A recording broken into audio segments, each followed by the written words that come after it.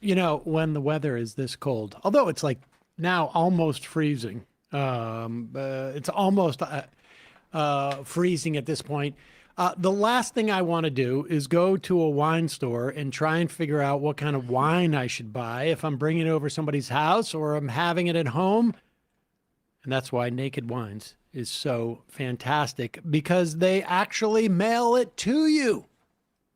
This podcast is sponsored by Naked Wines. Naked Wines is a wine club that directly connects you to the world's best independent winemakers so you can get world-class wine delivered straight to your door. Use our code MAJORITY for the code and the password at nakedwines.com. You will get $100 off your first order. That's 6 bottles of wine for just $39.99. And the best thing about Naked Wines is the quality of the wine. Before we started to allow them to sponsor the program, my sister did the quality control check on this. She is with all due respect to her, a wine snob. She worked for several Italian wineries over the years. And I don't know, was it last year, maybe the year before Thanksgiving? We got a bunch of wines from Naked Wines. They're fantastic. They across the board, Petite Syrah or a big bold like California wines.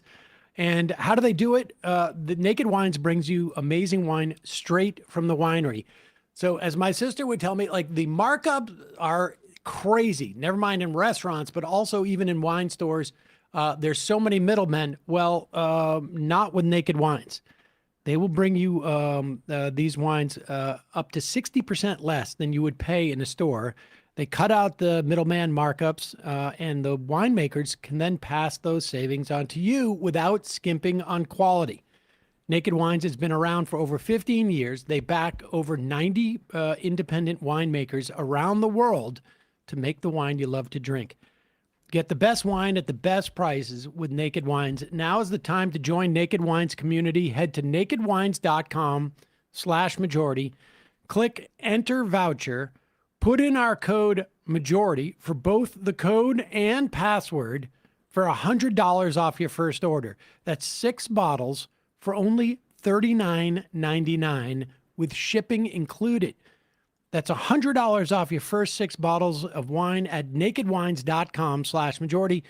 Use the code and the password majority for 6 bottles of wine for $39.99.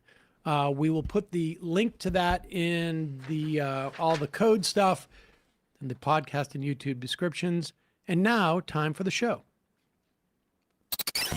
The Majority Report with Sam Seder. The destiny of America is always safer in the hands of the people than in the conference rooms of any elite. Sam Seder. They are unanimous in their hate for me, and I welcome their hatred. We must guard against the acquisition of unwarranted influence, whether sought or unsought, by the military-industrial complex. The Majority Report with Sam Seder. Ever get the feeling you've been cheated?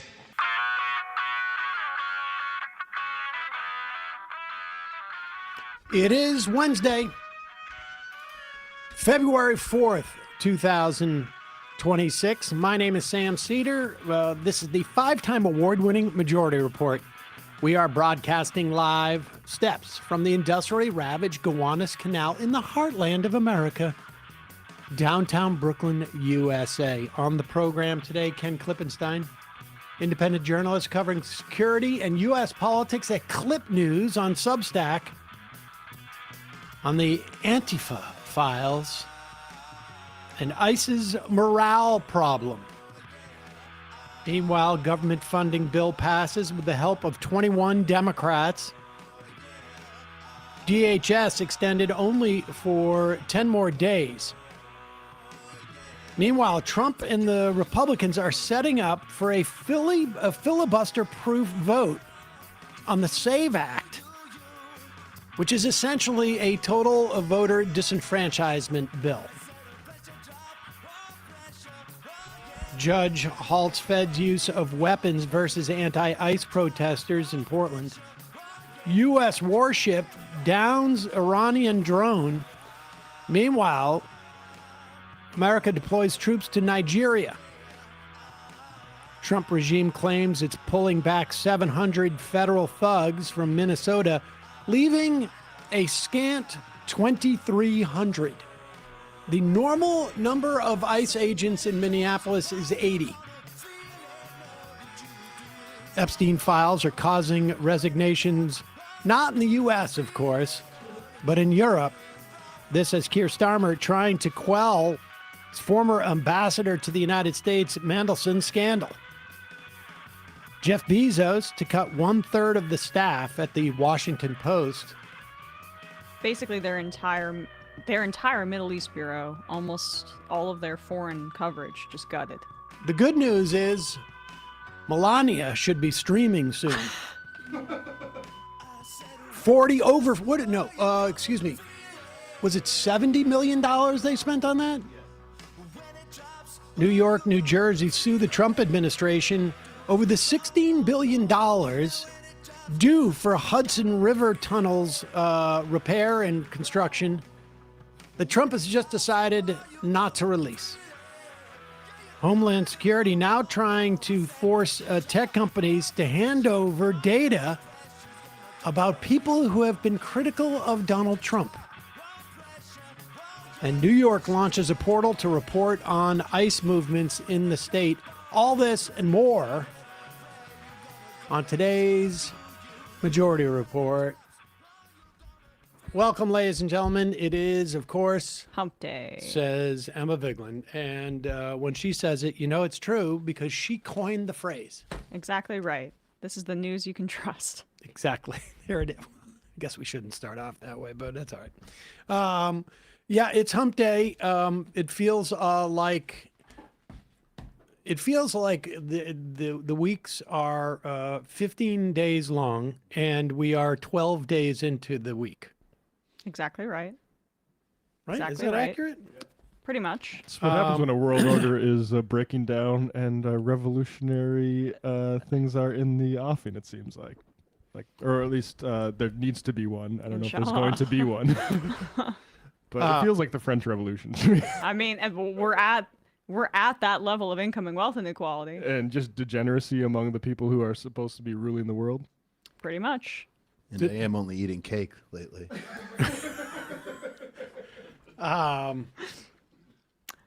Yeah, maybe Chris Matthews had a point.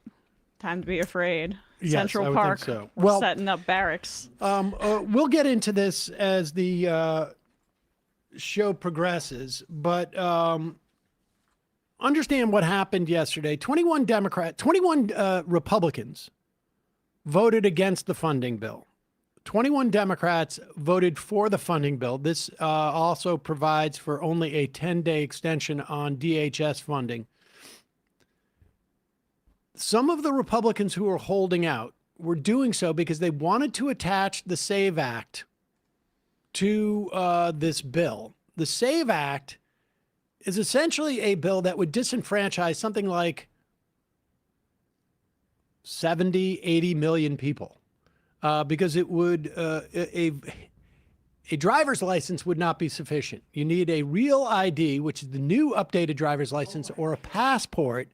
And there are tens of millions of people who don't have passports in this country, probably over 100 million, but in terms of voters. And the idea is they are trying to wreak havoc on the midterm elections. We're going to be talking about this a lot more because this is the name of the game.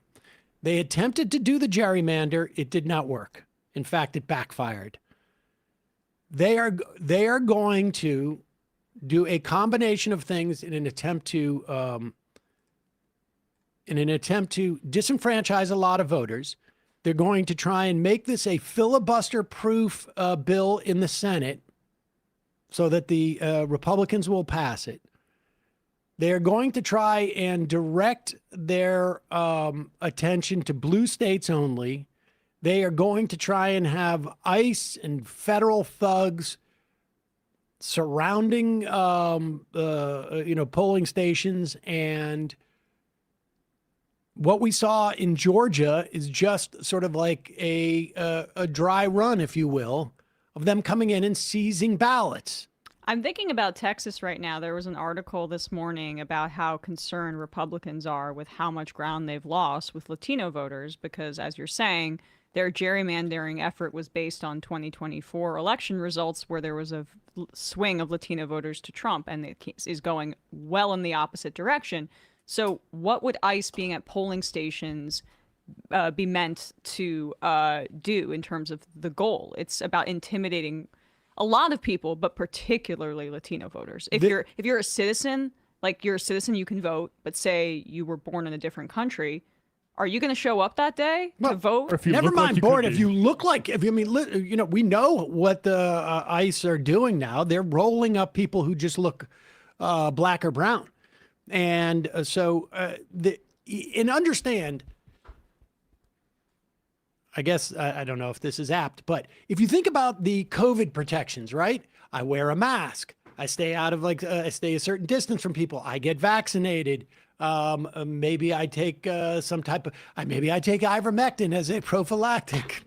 Don't. I mean, I got a monthly subscription because I don't like big pharma. The point being that there are multiple ways in which you protect yourself, and you're essentially creating a sieve, and you're just trying to make the holes of that sieve smaller and smaller and smaller. That's what they're doing in terms of the voting.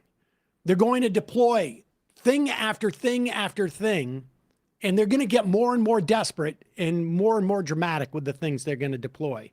That is going to be the story between now and November. I don't know if we're exactly 10 months away, but that's basically what it's going to be. In the meantime, Donald Trump really thinks that he is going to get past the Epstein thing because the stuff has come out and he's starting to realize, outside of Melania, who cares? No one's going to touch me. Here he is getting agitated by it, though, in the White House. This is the voice you hear. The questioner is Caitlin Collins. Yeah. On the Epstein files, you talked about Democrats who were in there. Elon Musk was also in there, and so was your Commerce Secretary Howard Lutnick and correspondence that he had with him. Did you read those new files that were published by the Department of Justice? I didn't. I have a lot of things I'm doing, a lot of things I'm doing. I don't know. You mentioned two names. I'm sure they're fine. Otherwise, it would have been major headlines. A lot of women who are survivors of Epstein's are unhappy with those redactions that came out. Some of them, entire witness interviews are totally blacked out. Do you think that they should be more transparent? They thought they released too much. I heard that, and you tell me something else. I think it's really time for the country to get onto something else. Really. Now that nothing came out about me, other than there was a conspiracy against me, literally, by Epstein and other people. But I think it's time now for the country to maybe get onto something else. But what would you say to people like who feel like they haven't gotten healthcare justice, Mr. President? Something that people care about. Yeah, what did you say? Go ahead, CNN. What would you say to the survivors who feel like they haven't gotten justice? You are the worst reporter. No wonder CNN has no ratings because of people like you. She's a young woman. I don't think I've ever seen you smile. I've known you for 10 years. I don't think I've ever seen a smile on your face. I'm asking you about survivors. You know why? You know why you're not smiling? Because you know you're not telling the truth, and you're a very dishonest organization, and they should be ashamed of you. These are survivors. When you're talking about the essentially the child rape and you're not smiling. It's too bad for a young girl to not smile in that moment. It really bothers him. I mean, Collins has been featuring the Epstein survivors a lot. If you recall, she was at the beginning of kind of this news cycle. Once this started breaking down for Trump and the Republicans, she was having Virginia Giuffre's family on, and they were essentially pleading for the release of these files. So she's connected to the victims as a reporter, and they are saying that this is insufficient. I mean, they haven't released everything. They violated the law with these redactions of the people on the side that Trump is saying who are unhappy about the information being released. It's like both sides, the pedophiles and the victims, are unhappy about the release of these files. Yeah, I mean, she's representing that, and that bothers him and triggers him. And so as his dementia progresses, his sexism and misogyny becomes even more old-timey. He was like 2 seconds away from saying, "Make me a sandwich." I think he does have a point insofar as there are no headlines that we're seeing. I mean, we were just talking in the office, like, and this is obviously coming at a time like 1/3 of the newsroom at the Washington Post is going to be eliminated. It is when you have the same owner of the Washington Post just put out a $70 million documentary on Melania, is quite with Brett Ratner, who's in the files, directing. You get a sense that maybe the agenda is to not piss off Trump. And so you're not seeing stories about this. And I don't know if like the New York Times is waiting on like independent journalists to do most of the legwork here. And then steal it like a year later, basically. Yeah, dilute it. And let's be clear, too. I mean, 3 million documents dumped. It takes a long time to go through these. And, as we're going through this stuff, trying to establish, like, what stuff is real, what stuff is not real on Twitter. Donald Trump, supposedly, there was sworn testimony by a victim that Donald Trump had threatened to disappear a young girl, and he was implicated in this stuff, but you won't find any of that in the newspapers. How about the picture of the young girl in the SpaceX t-shirt? Quite soon after, it seems like the emails have Elon Musk meeting with Jeffrey Epstein, where the recipient of the email sent by Epstein, the sender to Epstein is redacted. Not supposed to be. Those are the sorts of redactions. Like, there's so much redactions that seem to be protecting the identities of people who are involved in really nasty stuff with this. And just, by the way, then nothing came out about me. Yeah, because all the stuff's out. Trump was at pageants with Jeffrey Epstein in the 90s. So, yeah, we know what was happening there. It was trafficking. I'm sorry. Like, there's no way to look at these stories, including by survivors, that say, yeah, there was like organized crime the way they were looming around those rooms. So this idea that Trump is scot-free of this is because, like, I mean, it wasn't in those emails. That doesn't mean that there isn't enough on record to indict Trump on this stuff, in my opinion. It is really shocking, the mainstream media's lack of real reporting on the most salacious elements of this. And it's contributing to a significant divide, I think, generationally in how this story is being perceived. And the same old guard that was complicit in the covering up of these pedophiles are the ones consuming this kind of media that obscures the biggest stories in here, which are the intelligence ties, the ties to finance. I mean, there was an email that came out where Peter Thiel and Jeffrey Epstein just talking about this all the Thiel stuff, yeah. Oh yeah, I mean, this is just openly saying in exchanges with Peter Thiel what they want for the world: return to tribalism, counter to globalization, amazing new alliances. You and I both agreed zero interest rates were too high. As I said to you in your office, finding things on their way to collapse was much easier than finding the next bargain. Talking about basically collapsing the rules-based international order and stealing everything in its wake. We've talked about this over and over again. It's literally a blueprint for how the Trump administration is operating. If you want to say Peter Thiel is in significant control of the White House, you would not be stretching the truth there, given his close relationship with J.D. Vance. What Epstein and Thiel outline in that email exchange is exactly what the Trump administration is pursuing on a global and domestic stage. One of the primary technology figures behind this whole occupation of our cities by ICE is Palantir. Like, it's crazy. And I think also that exchange also sort of like illustrates the one that you mentioned, Emma, illustrates, for years people are like, how can the super wealthy not realize like their fate is bound with the rest of the planets as thing, and they don't believe it is. Yeah, it's not. I mean, they their sense is like, we can have a couple of billion die off, but it's just a profit opportunity. That's all that is. The scope is a little bit different, and I'll try to make this point quickly, but like the Brexit thing is not different than when Epstein is talking to a college girl about which couch she wants to buy. And then he's like, yeah, come to dinner with a couch you want to buy. And by the way, I'll help pay for all your college, but you need to start thinking about what you're willing to give in these relationships. It's because they see deprivation and financial stress as an opportunity. Yep. That's the class of people running our political economy of the world. And we wonder why Trump's tariffs are part of the policy. And why do writers all of a sudden start saying we should be nice to billionaires and also student loan debt relief is bad? It's because they serve this class of people.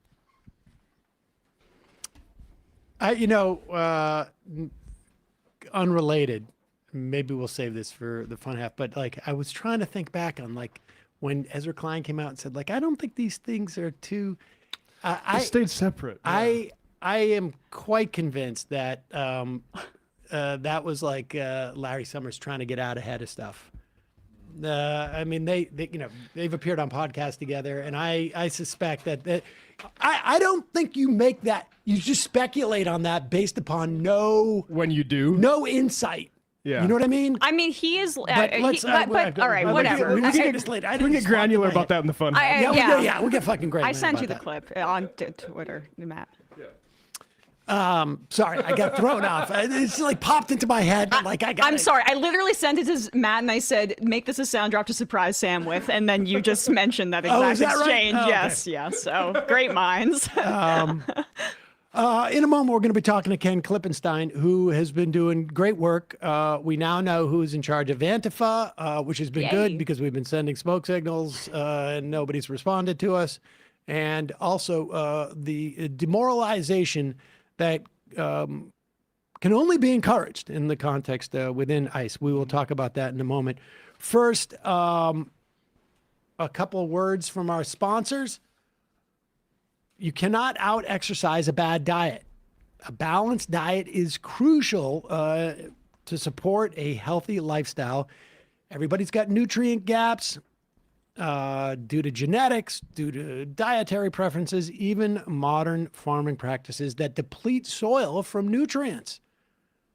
The good news is Ritual's team of scientists poured over thousands of studies to identify the common gaps between nutrient needs and what people are actually consuming across different life stages.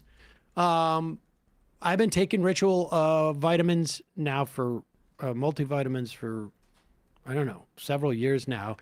And for me, the big thing was, frankly, the convenience, because my doctor would say to me, you don't have enough vitamin D, which is a big problem, particularly for people who, spend all day inside looking at their computer because the news is so horrible. And I would forget, I would go out, I would buy the vitamins, I would take them for the month, they would run out, and then I would never buy them again. The thing I love about Ritual is, A, they will send it to you on a regular basis, but B, it's also very gentle on your stomach. So when you remember to take them, you can take them. They also have they are science-backed, they are traceable. They have a science-backed multivitamin for men 18 plus with key ingredients like omega-3 DHA to support heart and brain health, vitamin D3 to support normal muscle and immune function. Ritual is essential for men 18 plus multivitamin contains 10 key nutrients and 2 delayed release capsules designed for optimal absorption per day. It's designed to be gentle on the stomach with a minty essence in every bottle that helps taking your multis actually enjoyable. Instead of striving for perfect health, aim for supporting foundational health. Save 25% off on your first month at ritual.com/majority. That's ritual.com/majority for 25% off your first month. We'll put that in the podcast and YouTube descriptions. Also, I'm finding it very, very hard to get out of bed these days, not the least of which because of my Cozy Earth sheets. And February is a great time to get even a little bit more cozy. Also, great time to get gifts for Valentine's Day. They have amazing pajamas that are made from viscose.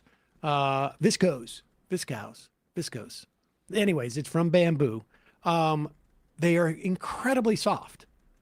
And I have given this as a gift now for like 2 years running on Valentine's Day, and huge hit.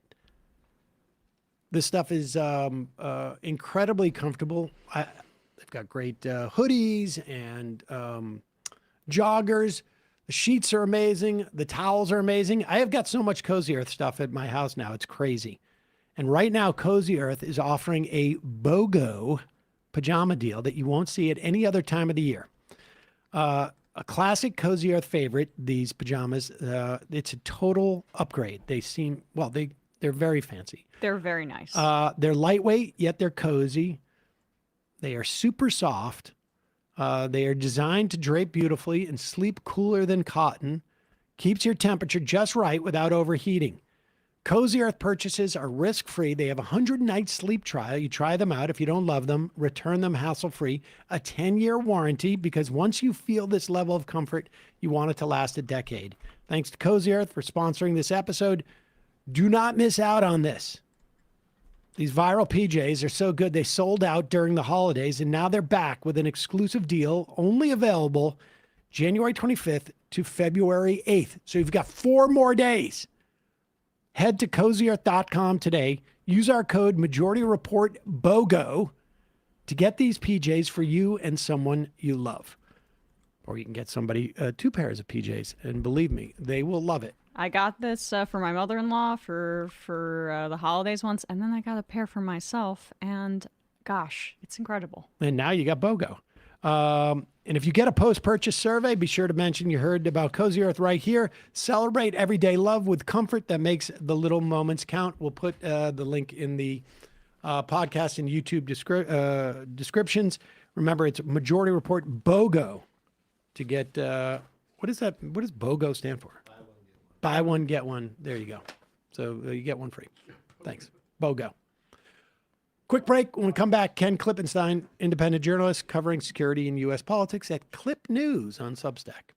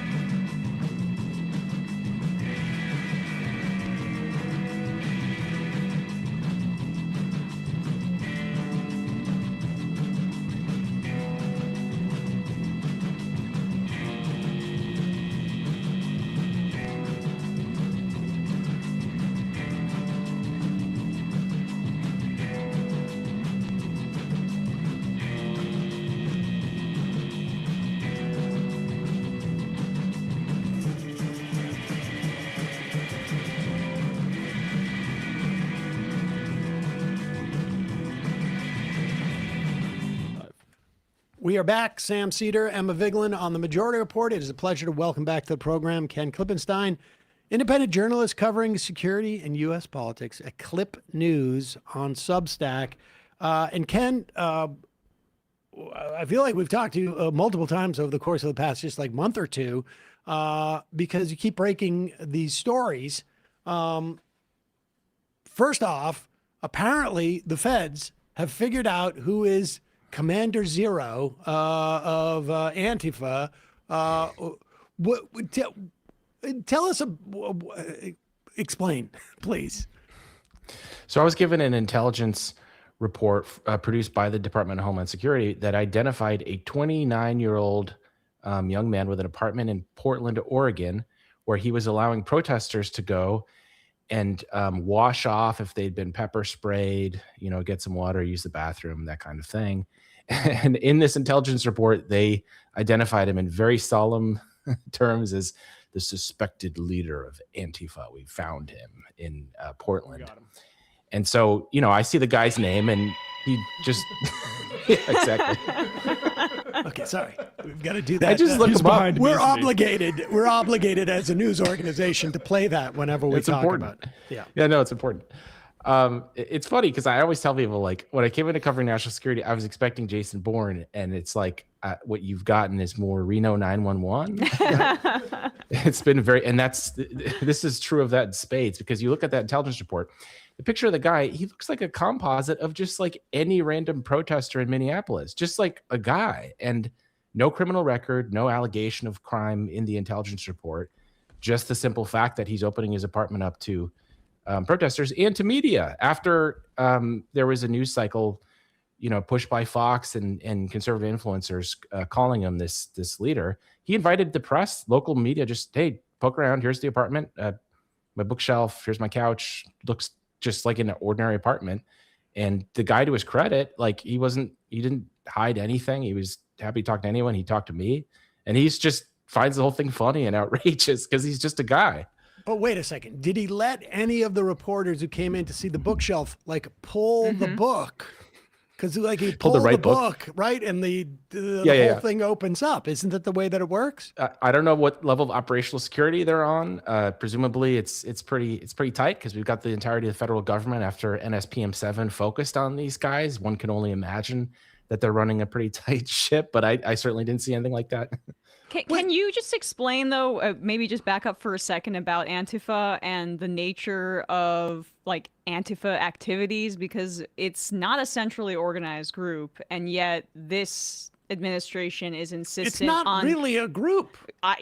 Insisting on trying to find some sort of figurehead to go after the anti-fascists, which, what does that make you? But right. So the administration... The White House is convinced, and the course of my reporting, one of the most alarming things was realizing how much in private they reiterate this stuff and really believe it. It's not just rhetoric. A lot of those guys really think that there is after 9/11, the baseball cards mapping out the leadership of Al-Qaeda infrastructure. They really believe that stuff. It's not just talk. It's not just Sebastian Gorka. It's not just the more flamboyant elements of the administration. By and large, I really buy this stuff. And so from my conversations with some senior people within Department of Homeland Security, they're stuck in a position where they have to then take that and translate it and implement it, what they see as directives from the, democratically elected president. They say, okay, well, I've got to find some way to do this legally. And they say that's a big challenge because it's not based in fact that there's some organized group. And so what they've done, as was described to me by people in Homeland Security, is the best they can do is kind of find these guys that maybe interact with protesters and try to say, well, maybe he posted out support for anti-fascism at some point. I guess here's maybe something we can do that carries out the directive. But that's really what you're seeing, is they're mapping it out just like the U.S. government did Al-Qaeda after 9/11 and ISIS. It's exactly the same program. And the president has more or less said this directly. He's talked about the enemy within. His senior counterterrorism director, Sebastian Gorka, talks about finding these cells, the language of safe house. I mean, this is all national security speak that you would have heard reserved for these foreign terrorist organizations, these Islamist terrorist organizations in the Middle East. And now the war has come home. Well, there's a couple, I've got a lot of questions about this. So, and I get the idea that there are people in the political leadership who genuinely believe this stuff. I mean, it's hard to sort of wrap your head around that. But I remember talking to a cop that we had started to interview on the Majority Report, in the run up to the RNC in 2004 in New York. And they were having meetings and they were saying they thought there was going to be stormtroopers coming in with Molotov cocktails. I mean, they were all convinced that they were really hyped up. But is there, in the context of this, you got the political leadership and they're basically pressuring the DHS apparatus they're like, there are Antifa out there and there must be leaders, bring us those. Does that chain of belief break at one point? Okay, so there are people who are just it's just my job. I got to find something. And so we gotta finger somebody. Yeah, it's almost like sometimes feels like Office Space because some of these guys at the senior levels are pretty smart. They're not the like field agents that you see like slipping around on the ice and do all this ridiculous stuff in Minneapolis. There are some smart guys, and they kind of it almost feels like Office Space where they're like, I've got 7 bosses and they want me to do this outrageous thing, and so I have to find a legal way to translate this. Don't they feel bad about like? Yeah, like that's why they're putting talking this to me. kid on blast, and you know, like Well, maybe that's why they're leaking. Yeah, that's why they're leaking. You could say they should do more and leave. Some have. This stuff isn't publicized. You're not going to advertise that you're leaving if you're at some, mid-level role that's maybe not quite high enough to merit the attention of the press, but that is happening. Yeah, they do feel bad. That's why they're sharing it. I mean, it's ridiculous.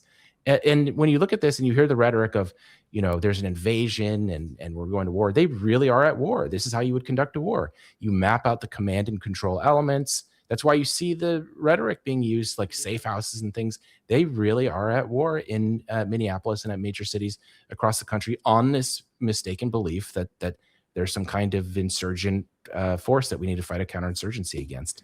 Now, I know that there are like, to say networks is maybe a little bit too strong of a word, but people organize around this stuff. I mean, Minneapolis people are organizing. They're doing it in small groups and neighborhood groups.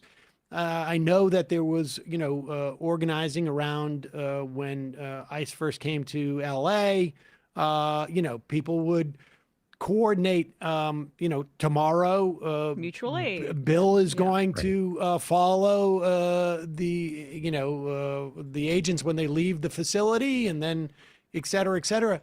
Like, this guy seems like they have nothing. Like, literally, he seems like he's not been charged. He's not been convicted of anything. If his apartment wasn't where it was located, if it had been 10 blocks away, it feels like he would have very little to do with any of this. Maybe, it seems like they can't find, even as most of this is fictionalized, they can't find anything. I mean, surely there are people out there who are more militant and organized.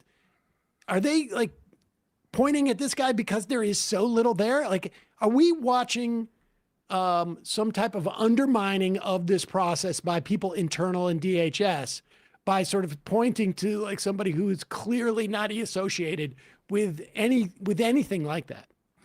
Well, so they're limited by whatever legal architecture allows them to target American citizens, which is more difficult than what you can do to foreigners. So one of the excuses or pretexts they've used to do so is what's called force protection. So once you've deployed ICE somewhere, you have a legal ability to protect them from purported threats. And so basically what they're doing is they're looking at the area because his apartment is, right near where an ICE facility is. And they're saying, oh, we've got to map out threats to ICE personnel. And I'm sure they could come up with some example somewhere of, somebody got a window broken or something and say, oh, actually what we're doing here, we're just mapping out threats. So this is about defending the ICE presence there. But the problem with that is that you have an ICE presence in every state. There's a field office in every state in the country. And in addition to that, they're surging all these resources and getting in situations that predictably result in a civil response, protesters, unrest, that kind of thing. So they've kind of created the conditions under which they can then say, oh, we've got to protect our guys. So that's why we're going to collect intelligence on these people. And in fact, the Department of Homeland Security spokesperson, Tricia McLaughlin, in a statement responding to a story I had on a watch list that DHS has produced and whether they're adding U.S. citizens to it, she responds, she says, we don't keep a watch list. But then in the next sentence, it's kind of the tell, she says, but we do protect our assets from threats. She says something along those lines. So that's the kind of legal pretext they're using for doing this. Oh, we're not, going out after these guys on an offensive basis. We're just protecting the people that we have. But we've sent people everywhere. So now we have to protect them everywhere. But so that limits the scope in which they like who they can look for. Like, so if, I don't know, Black Panther militants are not necessarily threatening ICE, they have a harder time sort of like going and harassing those people. So it's almost like whoever's going to be living across the street from this ICE facility, you're going to be target number one just because It's literally the low hanging fruit, and it has to be low hanging fruit. Yeah, and Trump did a major assist in this when he designated, for the first time ever, a domestic terrorist organization. You can't normally do that against American citizens because it's supposed to be limited to foreign actors because it strips your civil liberties away to put you on one of these lists, because then law enforcement is able to do all these things they can't normally do. And so when he designated Antifa a domestic terrorist organization, what that does is it allows the national security state to look at someone's apartment like that and say, oh, he's letting people wash off if they've been pepper sprayed. That's aid and support. That's material support to a terrorist organization. It would never stand up in court, which is why they haven't brought it to court, I imagine. But it's enough for them administratively, internally, and secretly to create these watch lists, which the story was. I was trying to give people evidence of here's what one of the database entries looks like, because the DHS spokesperson had pushed back on the idea that there was a watch list. Really, she's just disputing that word, calling it that. She would call it, oh, there's a internal protection, blah, blah, blah. But I think that's just a euphemism. So anyways, all of that to say, that's the kind of legal architecture they're relying on for this war. Well, there also, there have been unconfirmed reports, but I just think common sense dictates it, that there are provocateurs at some of these demonstrations that clearly have ties to law enforcement. You can go back to Trevor Aronson's reporting from Black Lives Matter in 2020 when he uncovered an undercover FBI informant that was trying to stoke Colorado Black Lives Matter demonstrations towards violence. I would not be shocked if that is much more widespread given the scope of what the administration's trying to do here. It's what makes some of these responses by civilians in these different cities so remarkable, is that they've basically given them very little in terms of pretext, so they're resorting to these kind of pathetic tactics like this. Pathetic is a really good word for that, and something I want to try to get across, which is that this whole effort, it's Reno 911. That doesn't mean that people can't get killed, because when guys are running around with guns with all this insanity, that's obviously dangerous. But it should be understood that both internally they are collapsing in terms of morale.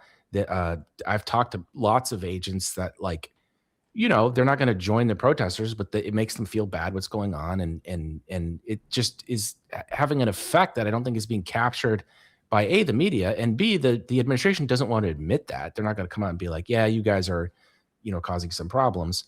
So to your point, Emma, I reported on an intelligence document from ICE or detailing Border Patrol support to ICE operations that they have going on secretly. One is to penetrate these things with undercover officers to create informants among them. So all of that is true, and it gives you a sense of the sprawling character of this war on the protests.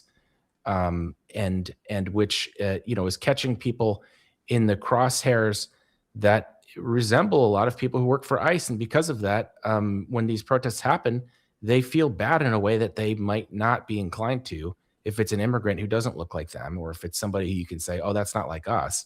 Increasingly, people I talk to, they're like, these guys are crazy commies, but they have the right to say whatever they want to say, and they don't feel great about that. They're having to enforce this against them. So I think that's a point worth mentioning.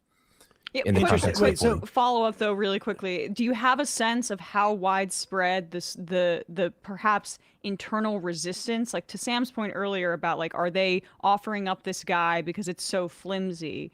Do you have a sense of how widespread the scope is of perhaps throwing?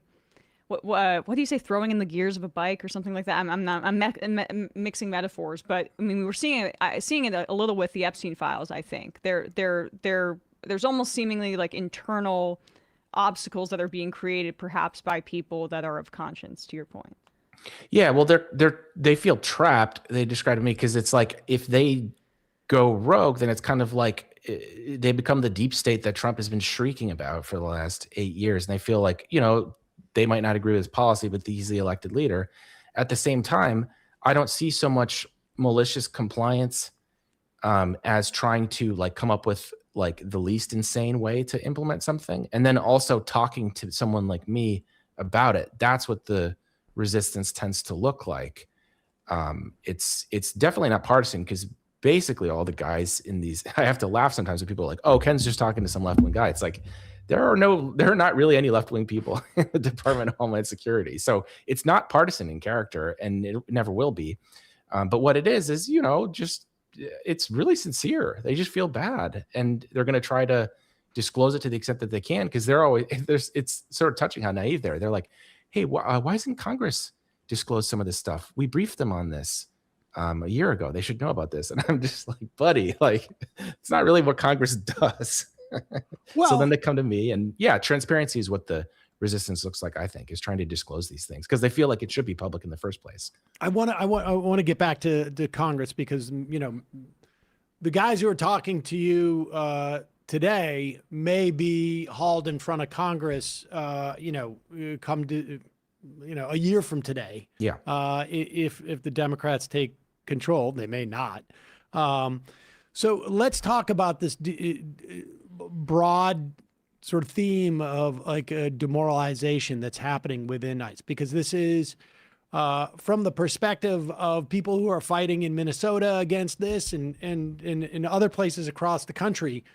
On some level, like, this is what's got to happen, that there has to be more dissent internally.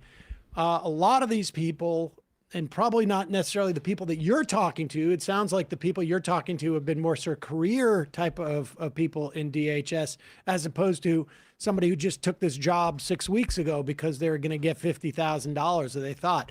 But let's look at, I want to go to this Reddit board people have found where people are complaining about their ICE jobs. It is an unofficial forum for current deportation officers, prospective applicants, and retired deportation officers to have a platform for discussion. Who knows, I guess.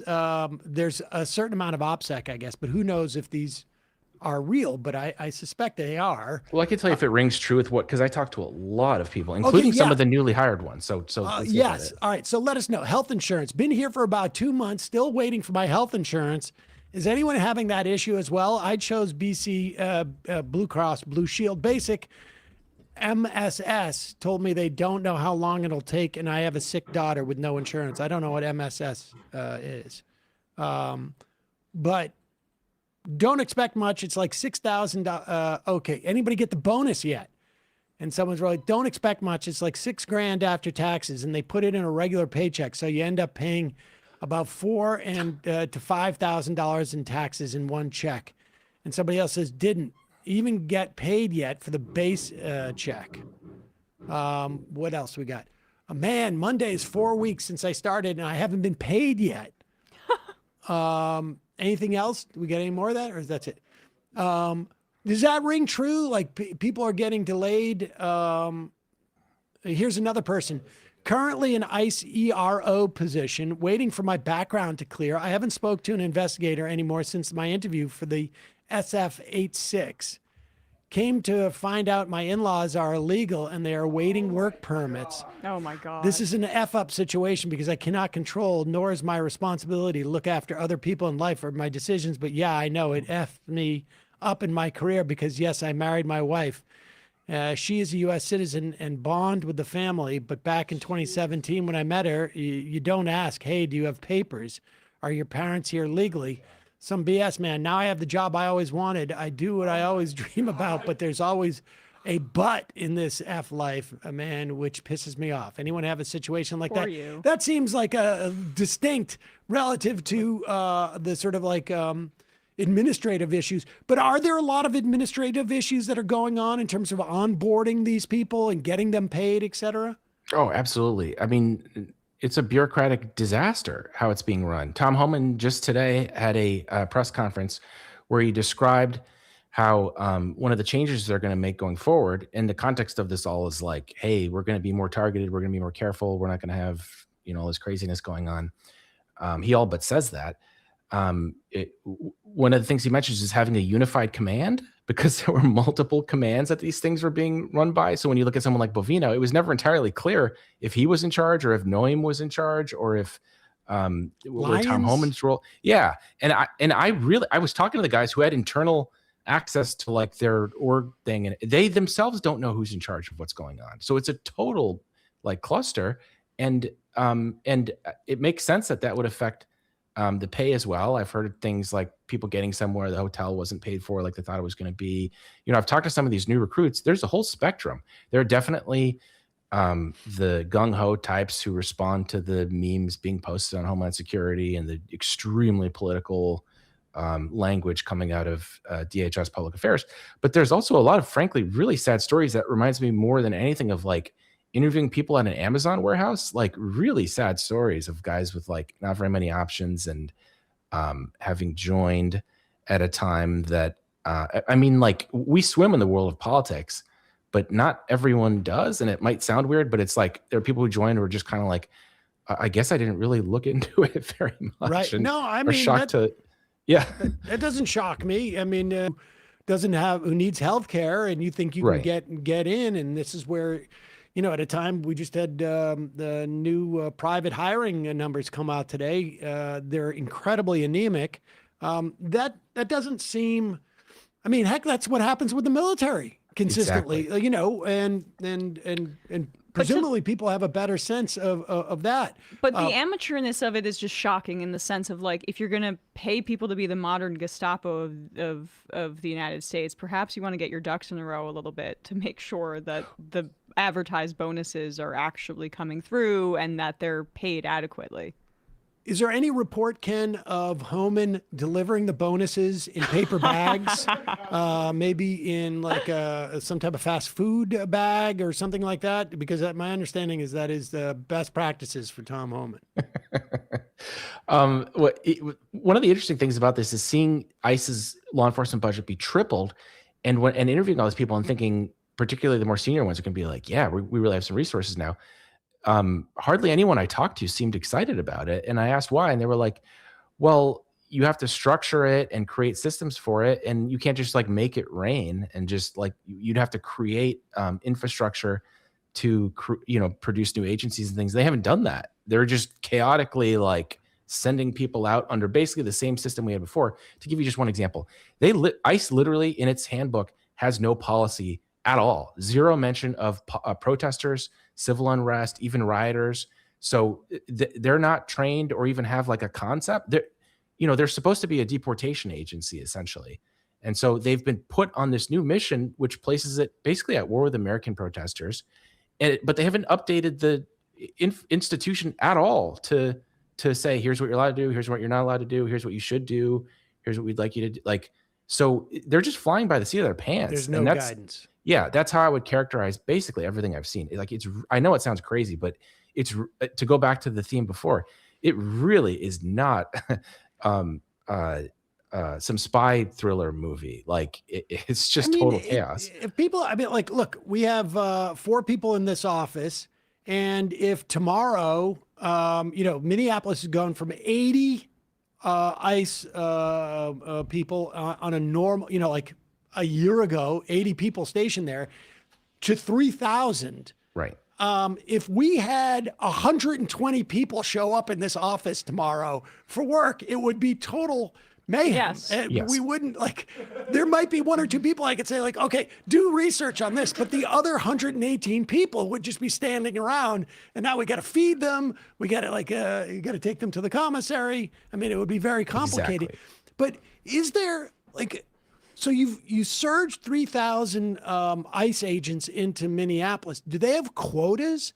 Like, how do they even? Yes. Yeah, they do. And okay, that's another thing that I found agents resented.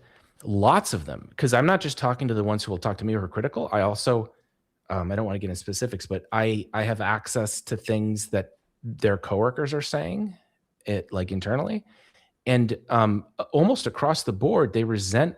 At least the kind of correspondence I've seen, they resent the quotas because they literally can't reach them. And so what they end up having to do is just like whip up cases. I'll report this later, but they described writing like narratives in arrest reports, which are not true, and just lying and saying that this guy admitted to this and knowing that it wasn't true, and saying like, what am I supposed to do, man? Like, we got to meet all these quotas. Like, I can't even get halfway there. So they regard it as, because the quotas are so high, and there's no attendant kind of like here's how you can meet the quotas by doing X, Y, and Z. It's just like, go and do it. And there's no, again, like, yeah, if you had an influx of all these new guys, you'd have to create systems. They haven't created the systems to reach these quotas in a way that's actually following the rules. So are these quotas for like how many people you arrest or detain, as opposed to like, you know, it's one yes, thing. Yes, just arrest and detain, because the legal system, so they're just letting them go. Take them and they're just going to shove them through the system, and they don't care what the disposition of those people ultimately are. Well, they don't lose their quota numbers if it doesn't go to if it doesn't survive court. So and they're that's just another looking reason for basically like it's almost like cold callers. Like, here's your 30 leads of the day. And if they don't close any of them, they don't care because they delivered their 30 leads. That's why even the hardcore ones don't like it, because they're saying, in messages I've reviewed, they say, okay, well, we got all these guys, it's never going to stand up in court, and then they just go. So what was the point of any of this shit? And so again, like, the opposition to it is not partisan in character. There are a lot of hardliners that are like, this is not an effective way to increase immigration enforcement. I want to play this story about I guess an ICE lawyer. I want to get there in a second, but how frustrated are they? Like, I mean, where are we on this? I mean, if we are 10 months out, I'm speculating here, but let's say Trump and Miller, and ultimately they are like hoping to use these guys as a way of like inhibiting the vote, right? And you know, we've seen pictures of like ICE agents pulling files out of places at times, sort of like being redeputized to do other functions. Like, does anybody have a sense of like, you know, if this keeps up, I'm 3 weeks away from just, you know, walking off the job, or, you know, how much conflict, how much, you know, do people have a sense of like, there's a breaking point? Like this is a bridge that we wouldn't cross, or I wouldn't cross. Have you heard anybody articulate anything like that? Yeah, definitely. They're very sensitive to the public backlash. You know, like any politician, they want to feel like they're the heroes doing X, Y, and Z. And maybe their audience is not like liberal lefties or anything, but when kind of independent type people start saying like, hey, like this is kind of effed up, man. Like, why did you do that? They care about that. And so, you know, like any institution, it's a continuum, and there are more hardcore people and less hardcore ones. Certainly the incoming freshman class is more hardcore than the senior ones, because of that's who's responding to the recruitment ads. But I would say that if I were to just give you like the average person from all the correspondence I've looked at, I would say that they're starting to say things like, you know, I like President Trump and I voted for him, but this is kind of like a shit show, and we have to do something about this, and this isn't really like, I want to increase enforcement, but this isn't how you do it. He's starting to lose some of my respect. So I would say it's kind of, if I were to guess what like a median ICE agent thought, it would be something like that, like qualified skepticism. It seems early in the process for them to be that skeptical, and I don't totally, because they weren't like that. They weren't like that in December. I mean, this is All right. Well, let's play this clip because I'm curious. You know, it sounds like your sources are more on the enforcement side rather than the prosecutorial side, but I don't know. But listen to this that came out of Minnesota. This exchange apparently that took place in this courtroom between a ICE lawyer and the judge is nuts. Let's listen. We just need to go halfway through this thing till we get to that quote. No. Let's start from the beginning, but we don't need to run the whole thing. A stunning admission in federal court today reveals the government is being, in their words, overwhelmed by Operation Metro Surge. A Department of Justice attorney told a judge that the federal government's system for processing and responding to immigration cases, quote, sucks. Fox 9 investigator Paul Bloom was in the courtroom.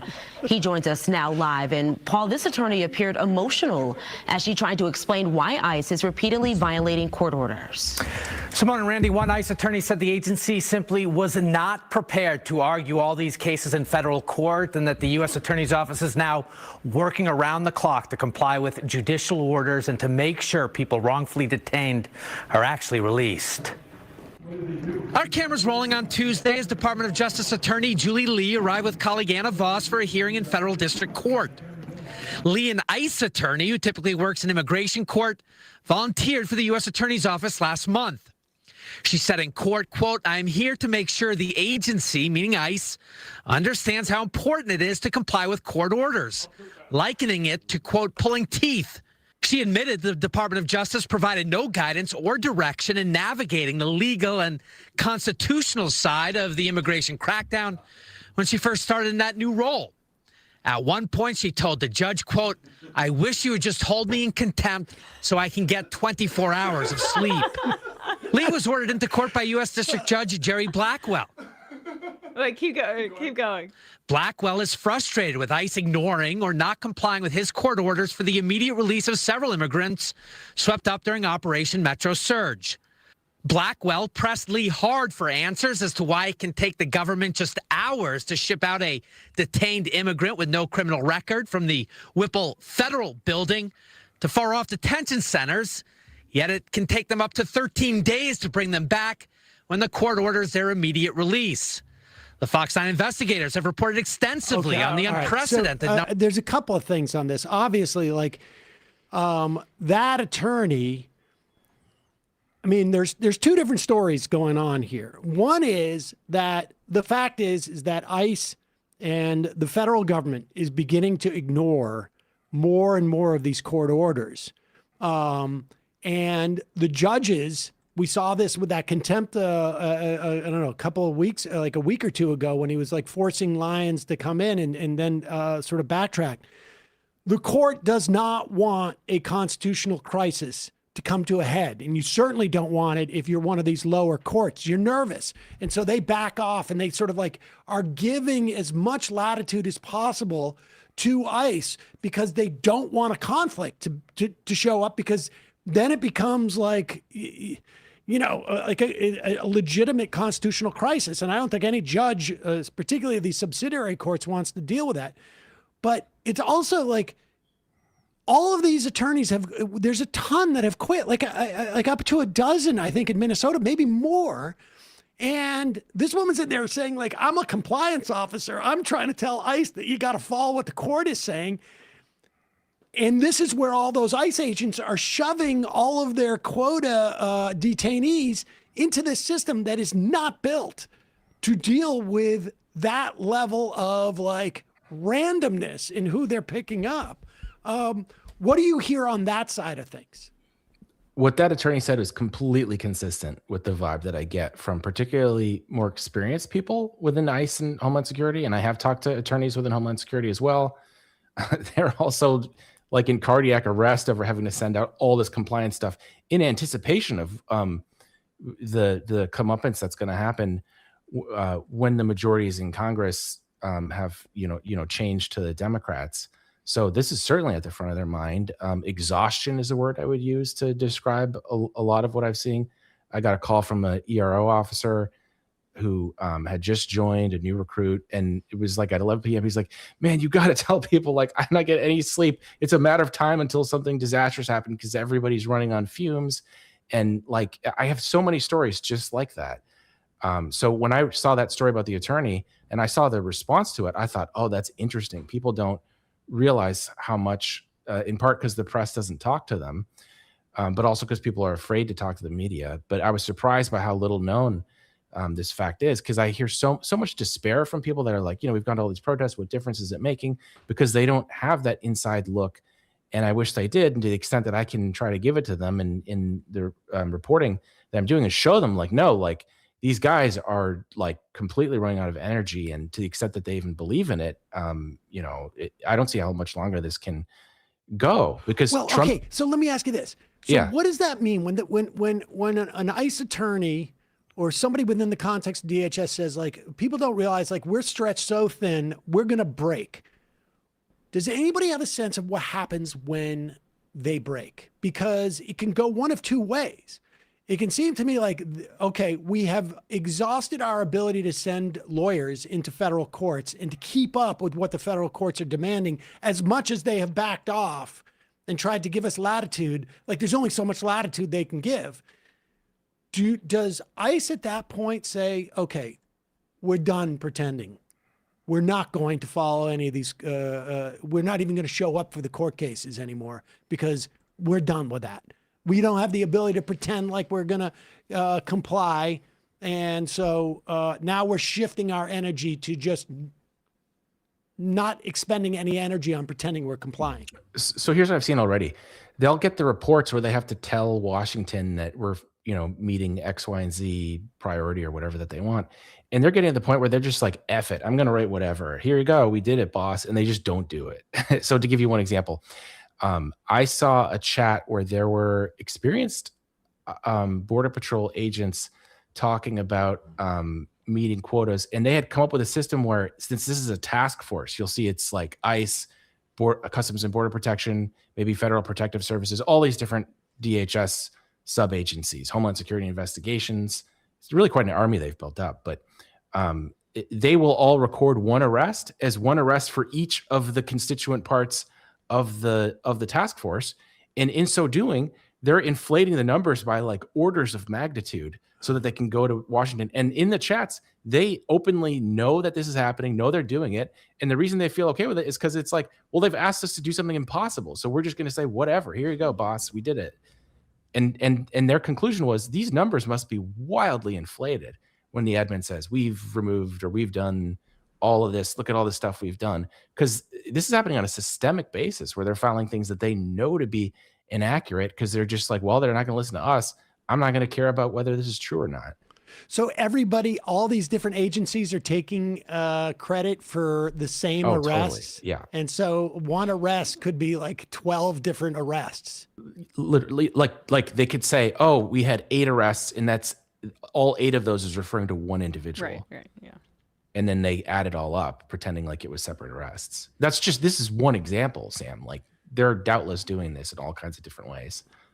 I mean, this is, this is so important for, I think, protesters, for people who are resisting, understand, because this is a war of attrition. Totally. And just from my experience in watching Survivor on CBS, when one player sees another player getting tired, they can last longer. And people should know the ICE people are getting tired. And, this is going to be a long haul for 10 months between now and then. But it is very helpful to see that they're breaking in many ways more than the protesters are. Totally. Ken Klippenstein, the Substack is called Clip News. And we'll put a link to that at majority.fm and our podcast and YouTube descriptions. Thanks so much for your time today. Thanks, Ken. Really great work. Yeah. Really, really important Essential stuff. reporting. And stay safe. I would. Are you going to be the next leader of Antifa? I mean. Well, I'll see if they have any district level opportunities here. I don't know how they're. Do you have a bathroom? I don't know how far I am from the local ICE facility, but this is a thing that occurred to me too. It's like, what if that guy, instead of letting people come in and use his bathroom and wash up, charged them like $1 per person? Then all of a sudden just becomes a business. Yeah. And it's no affiliate. I'm not doing it for free. It's just, I'm, selling, I don't know, free market drinks at a ball game or something. Yeah, that's what was wild. When you watch the interviews of him, he doesn't seem like one of these kind of anarchist-minded. It seemed like a decency thing to him. Like, he felt bad for these guys getting pepper sprayed, and no, you can use my bathroom, no big deal. Like, that's what's so effed up about it. It's like they're criminalizing just being nice, basically. Decency is terrorism under Trump. But to be clear, this leader of Antifa has not been charged with anything, right? No. Does he go? Is he going around like people waving to him in the neighborhood? I mean, he must have some acclaim and fame now. Or he seems well liked. Yeah, he just seems like a nice guy. I don't know. People do not. They do not cross him either. right? I would imagine. All right. Ken, thanks so much for your time today. Really All right, appreciate it. Thanks, guys. Thanks, Ken. All right, folks. I know I shouldn't have done that Survivor thing, but it was the only example I could. No, it was have a great of example. People like you watch like. But why did you say CBS? I mean, that's what I was confused by. Well, I just wanted the plug. Barry Weiss. To know what I was talking about. But like that, you see like people standing on like a stump. Mm-hmm. And their feet get it, but they look over and they see the other person shaking like It's like when a boxer sees blood. Exactly. In the other A fighter. little wobble, yeah. Exactly. Cole from Little Rock wants my opinions on the Survivor 50 casting. I'm not a critic in that respect. You should watch Traitors. They have a bunch of Survivor alums on there. I don't care about the people that much. I just admit, like, but interested it's a fun in the game. It's like, it's like murder. But you don't want to support Michael Rappaport anyway. Oh my God! Well, that's why I delayed Michael watching this Rappaport season. is on it? What is on I what? had delayed watching this season because he's on the it. host of it, But I something? just started it. No, he's a contestant. Okay. And I've heard that I was assured by a friend of mine that I don't have to endure him for that long, and that's the only reason I started this. Spoiler alert. He's also hated in the house and completely unlikable. Shocker. It went viral for how he eats in the show. I haven't gotten to that point yet, but I was very upset he wasn't eliminated on He night brings one. the plate up to his face and he shovels the food into his mouth. But you would like that as a reality It's show. gone They bring very in the viral. Big Brother and the Survivor people, plus some reality TV people, plus some weird celebrities like Michael Rappaport, and they all it's like a murder mystery. Yeah, that's not. I don't like the. That's not the part that Okay. I like. I like don't know the why I try to dynamics. introduce you to new things. You've been watching Survivor for 25 years, and that's basically it, right? Is it really? It's been 25 years. Gotta be, right? Yeah. Oh, jeez. Quarter century of Survivor. It's comforting. That is one of the most depressing things I think I've heard in a long time. Is Survivor older than American Idol? I don't think I'm going to recover from that. Put it in those terms. Quarter century. Jeez. Lasted longer than my marriage. Folks. More fulfilling. Sorry, I'm joking. Survivor Joking. Some shows are that good. Folks, it's your support that makes the show possible. You can become a member at jointhemajorityreport.com. When you do, you not only get the free show free of commercials, you also get the fun half, and you can IM us. You can keep this show surviving and thriving. JoinTheMajorityReport.com. Also, JustCoffee.coop, Fair Trade Coffee. Use the coupon code Majority, get 10% off. Great coffee, great co-op. They really look out for their suppliers. They got the Majority Report blend. You can get that. It's a great conversation starter when you have people over. Mm-hmm. What's with this coffee? Oh, the Majority Report, blah, blah, blah. That type of thing. Just I'm explain. I'm not saying it's great conversation, but sometimes you got to start small. That's what it's like at my house. That's why nobody comes over. I was like, this coffee, it's actually sponsors the show that I work It's at. just you at a table with all your dolls. Yeah, Saul's heard this line so many times. He's just like, yeah, I get it, Dad. I get it. The coffee. And this is the Dennis Miller doll. Hey, also, what's We have with to the be nice coffee, to- Chapo? We have to be nice to Sam for the rest of the show because now I feel bad about my joke. Yeah. Also, AM Quickie, amquickie.com. You want to keep up with the news? amquickie.com. 3 days a week for free, 5 days a week for a couple of bucks a month. And you can get all the news that you need at 9 a.m. It's emailed to you. It's a quick read. Whitney and Corey do great work every day. Whitney's like just destroying it over at the Prospect right now. So check it out every day. amquickie.com. Also, we got a big Discord. I don't know how many people we have in there now, probably almost close to 20,000. majoritydiscord.com. Also, Emma. Oh, yes. Thank you for the reminder. I should have been on top of this more than I was, but I'm sorry. I'm mad at myself for not being more like abreast of New Jersey politics. But tomorrow is a really important primary election in New Jersey, right by where I grew up. There is an AOC, WFP, Bernie, Warren endorsed candidate, also Ross Baraka, who is the progressive choice in the governor's race, who overperformed, has also endorsed this candidate. Ana Lilia Mejia, I hope I'm saying that correctly. She's running in North Jersey. She's basically the consensus progressive choice. It's a really crowded field. New Jersey's 11th district is Essex County, my old stomping grounds, Passaic, and Morris as well. This is Mikey Sherrill's old seat now that she is the governor of New Jersey.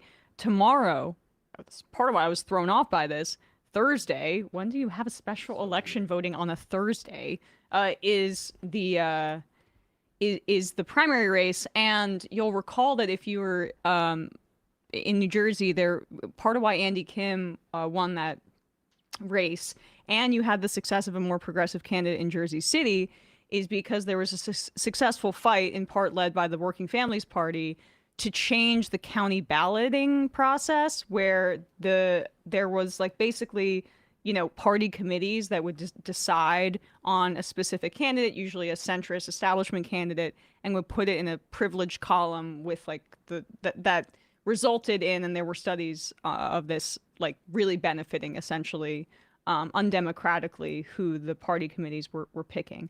That has gone away here. This is a part of this new kind of refangled primary process in New Jersey. And so it would be really, really cool to have a progressive represent a deep blue district in North Jersey. There's a lot of wealthy people there, for sure, but it's also quite a diverse district. So the candidate is named Analia Mejia. So if you're in New Jersey, go out tomorrow and vote for her. How do you spell that, Mejia? Mejia. Matt. Yesterday on Left Reckoning, we got into the highs and lows of Texas politics, from the Taylor Ramett victory in Fort Worth to the Colin Allred stunt that actually seems to have backfired pretty severely. That seems to be pretty unanimous consent that Allred was weird for doing that and Crockett was unwise and maybe turned off some people who might endorse Tallarico now. So we get into that and also talk with Ben Fong and Paul Prescott about a book they did on Bayard Rustin speeches, which is a very interesting resource with a lot of relevance to today.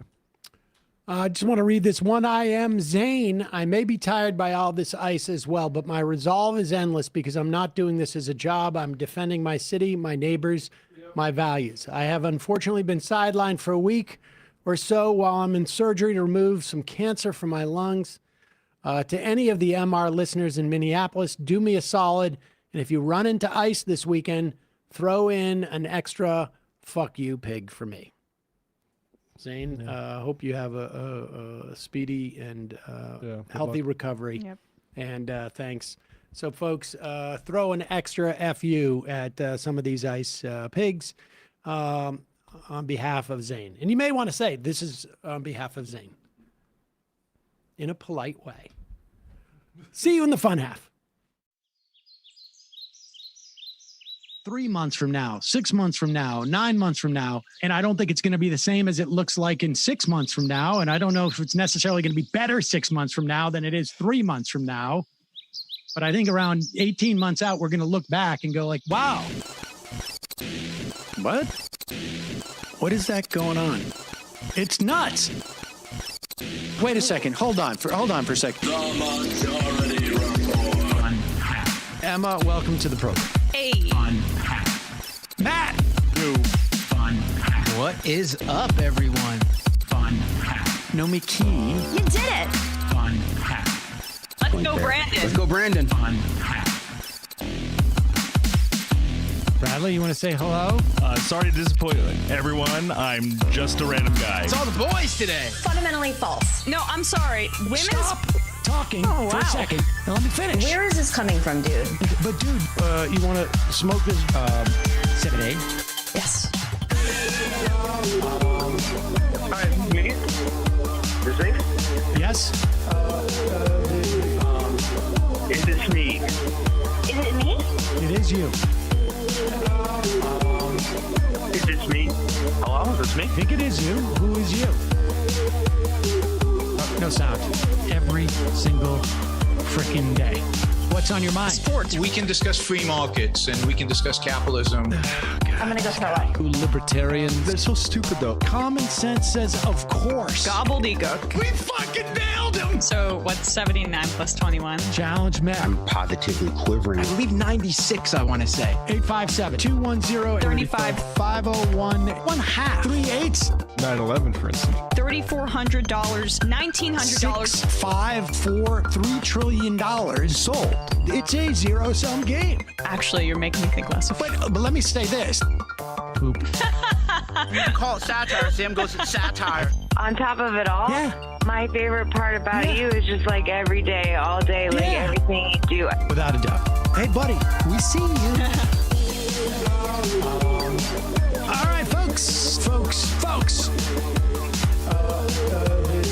It's just the week being weeded out, obviously. Yeah, sun's out, guns out. I don't know. But you should know. People just don't like to entertain ideas anymore. I have a question. Who cares?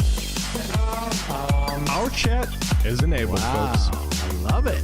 I do love that. Look, gotta jump. Gotta be quick. I gotta jump. I'm losing it, bro. 2 o'clock. We're already late, and the guy's being a dick. So screw him. Sent to a gulag? Outrageous. Like, what is wrong with you? Love you, bye. Love you. Bye-bye.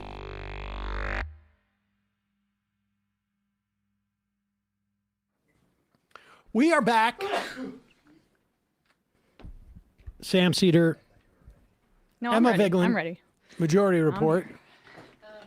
Oh, you know what? I actually want to start on the Save Act stuff because that's still sort of like apropos of what we were just talking about, and then we'll go into the other stuff. Folks, as we were talking, we're getting a clearer outline of what the next 10 months are going to look like, and that is going to be Donald Trump and the Republican Party doing everything they can to prevent the Democrats from taking the House and taking the Senate. And because, I mean, let's be clear. There's really, like, how many agendas does this government have? They have already managed to debilitate the functioning of the government. Consumer Financial Protection Bureau, I mean, you could probably go and see how many fines they issued. Probably none. The FTC, they're not inhibiting any of these mergers unless, somebody's, Donald Trump's mad at somebody. Shutting down all these green energy projects and infrastructure things that came out of the Biden administration. EPA not doing any enforcement. The Department of Education has rolled back. They have cut all the taxes that they can. The FTC is just saying open for business for mergers as opposed to doing their actual job like under Lena Khan. There is no agenda beyond racially purifying this country, Stephen Miller's and, Donald Trump's, and basically, and the ongoing plunder, which doesn't seem to be attracting too much attention. But really, the number one focus of this administration and the Republican Party is going to be to inhibit elections in the fall. Now, what's the Democratic Party doing about this? Chuck Schumer is just hoping it's all going to work out. And he's spending his last days making sure that we don't cut off funding to Israel and that we support the far right in Venezuela. Oh, yeah. Yes. I mean, I can't honestly, I can't speak about Chuck Schumer without the bile rising inside me at the moment. But they have failed at also making it clear to the American public that this is not just a Donald Trump problem. This is a Republican Party problem End of story. Here is Mike Johnson, who, I mean, God knows what videotape they have of this guy. But here's Mike Johnson, not just buying into the 2020 story, but like laying the predicate for federal thugs to come in and control elections in states where they think they're going to lose. Follow up on elections. The president says that he wants Republicans to nationalize elections. Do you agree with him? And do you have confidence in how elections are conducted right now heading into the midterm? We have thoughtful debate about our election system every election cycle and sometimes in between. We know it's in our system. The states have been in charge of administering their elections. What you're hearing from the president Can you pause is it his just really quickly? You don't even need to take it down. When he says it's in our system, it's in the Constitution. System. The states have been in charge of administering their elections. What you're hearing from the president is his frustration about the lack of some of the blue states, frankly, of enforcing these things and making sure that they are free and fair elections. We need constant improvement on that front. I don't know what the ultimate solution is going to be. I'm not going to get ahead of the negotiations here, but I think that is something that's going to be a continuing theme here. It's something that we'll continue to push, and we hope the governors will insist upon that same thing as well. In some of the states, like in California, for example, I mean, they hold the elections open for weeks after Election Day. That's just one thing that bothers so many people. We have three don't House bring him Republican down. candidates. They don't hold the elections open. They count the ballots. They count the ballots. Go ahead. That's just one thing that bothers so many people. We had three House Republican candidates who were ahead on Election Day in the last election cycle. And every time a new tranche of ballots came in, they just magically whittled away until their leads were lost. In no series of ballots that were counted after Election Day were our candidates ahead on any of those counts. It looks on its face to be fraudulent. Can I prove that? Well, no. Can you because pause it? happened. Yeah, I mean, this is stupid. Well, I mean, Well, it's I don't not stupid. Well, yeah. Did you? You're a Patriots fan. You watched the Super Bowl where the Falcons were up. What was it? 27-3 or 28-3 at halftime. It's just so crazy that in the second half of that game, it's really unexplainable that the Patriots scored and tied the game and won in overtime. It's like, what? The score was 28-3 at halftime. All elections, this is a pretty common phenomenon because rural areas are easier to count because there's fewer people there, so they report it earlier, and then places with higher populations. This happens in not just America. This is a elections thing. And we know in some states too, it's mail-in ballots are not allowed to be counted, particularly in Pennsylvania, for instance, until Election Day. They can't start on those, so those are backlogged. But here's the thing. He knows this. Yeah. This is not stupid, what he's saying. What he's saying is he knows it's not true. He knows that everybody he's talking to directly, everybody in his eyesight knows it's not true, but they are laying a predicate for their, whatever it is, 40%, 45% of support or whatever, maybe some chunk in the middle who's not really paying attention. They're just saying, we've got a reason to do what we're going to do in the future. And how extreme that is, I can't say right now. But this is laying the predicate for what we saw in Georgia the other day. Feds going in, taking ballots that they're not allowed to take, frankly. That's what we're watching. We're watching this happen, and they are laying the predicate 10 months out. And it's not just him. Go back a little bit, play that, and then we'll play the ding-dong from Alabama. Thing as well. In some of the states, like in California, for example, I mean, they hold the elections open for weeks after Election Day. That's just one thing that bothers so many people. We had three House Republican candidates who were ahead on Election Day in the last election cycle. And every time a new tranche of ballots came in, they just magically whittled away until their leads were lost. In no series of ballots that were counted after Election Day were our candidates ahead on any of those counts. It looks on its face to be fraudulent. Can I prove that? No, because it happened so far upstream. But we need more confidence in the American people in the election system, and it's essential. And everybody, no matter what party you're in, should agree with that. The mass mailing of paper ballots or mail-in ballots and all the other irregularities that that have haunted us over the last couple of cycles. We need to tighten that up. Now, the red states have done a lot of good There work. have not been any irregularities. It's a lie. He's just lying. And he's just saying the red states just happen to be okay, but the blue states, no. I mean, it's so obvious what's going on here.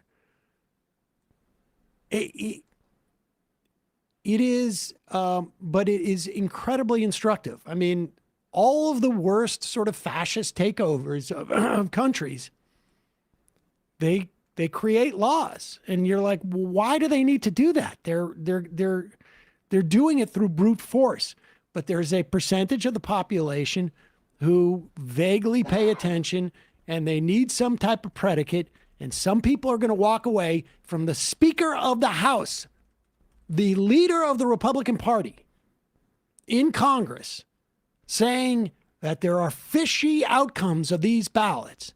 Let's listen to Tommy Tuberville. This guy's a moron, but nevertheless, he is a sitting senator.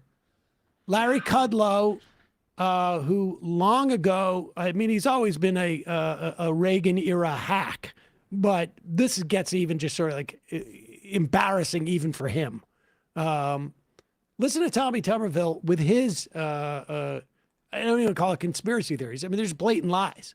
And then, of course, President Trump wants same-day voting, mail ballots, get rid of these voting machines. There's a half a dozen people, whether it's the House or Senate, Larry, that are up here as we speak, that did not get elected. It was all bogus because we've seen the evidence, and if we don't straighten that out, you're going to see a lot more of it this fall, and it's just going to get worse and worse with the American people saying, listen, we got all y'all up there, and you don't do anything to straighten it out. We want closed borders, and we want fair elections. Those two things they are demanding, and as Republicans, we had better to listen to them and do that, or we're going to lose next fall.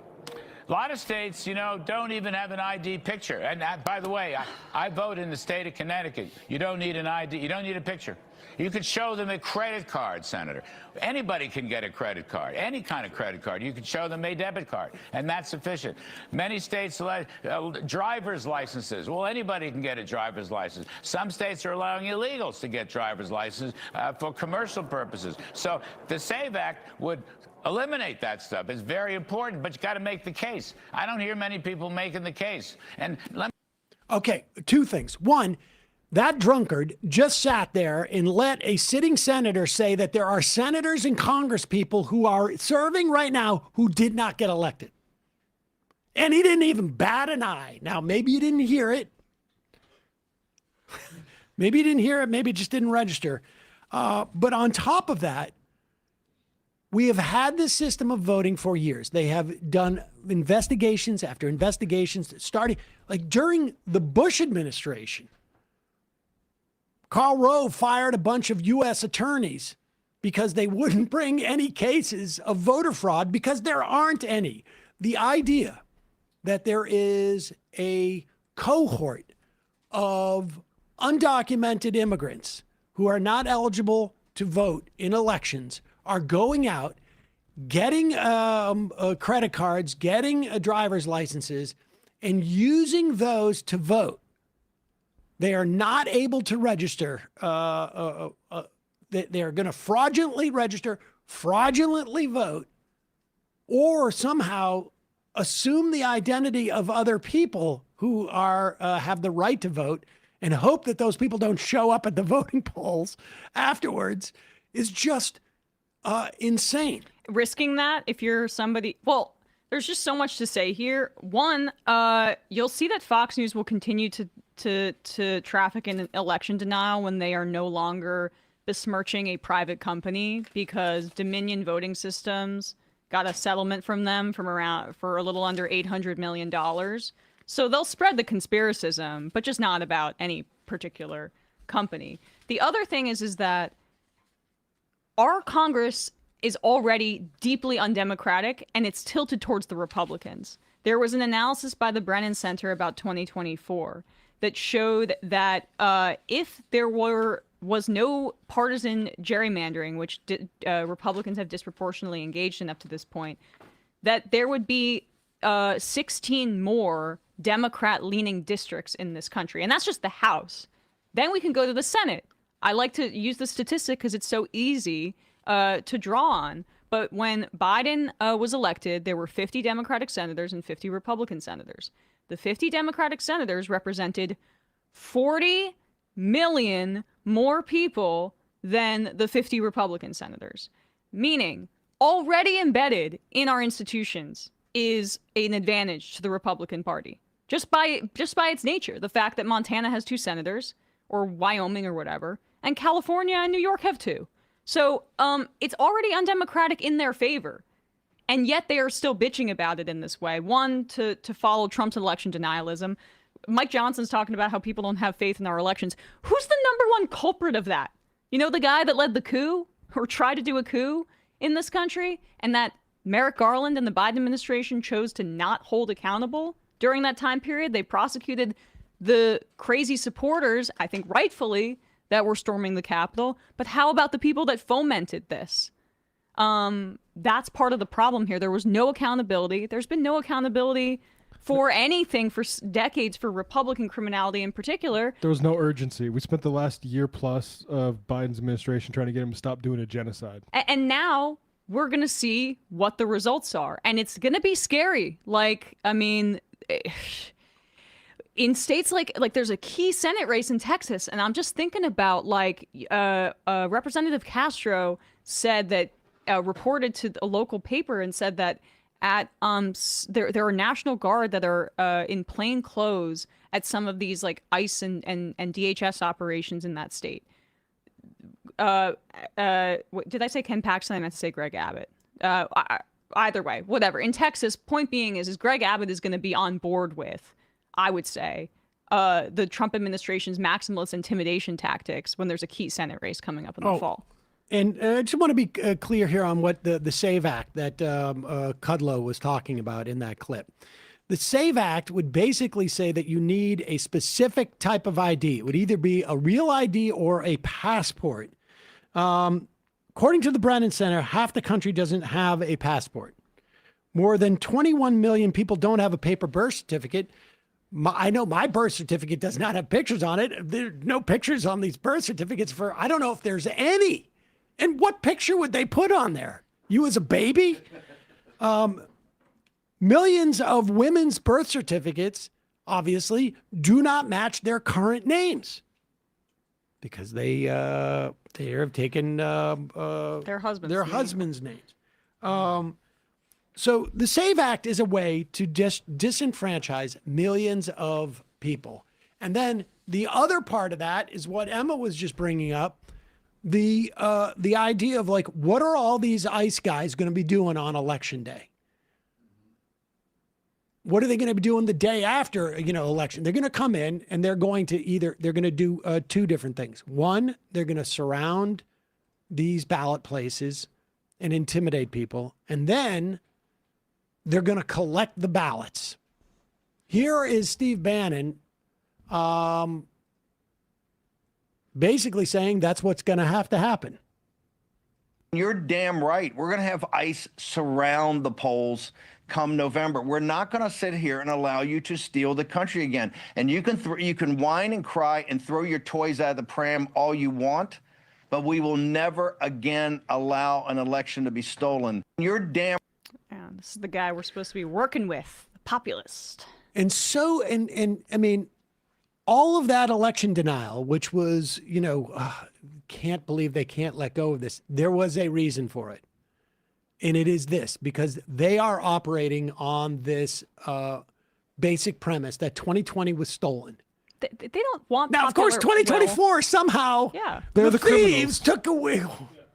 Well, you guys went on vacation during the middle of the election. You're supposed to steal this one. Like it's insane, but it doesn't matter because all they need is a predicate to do this stuff.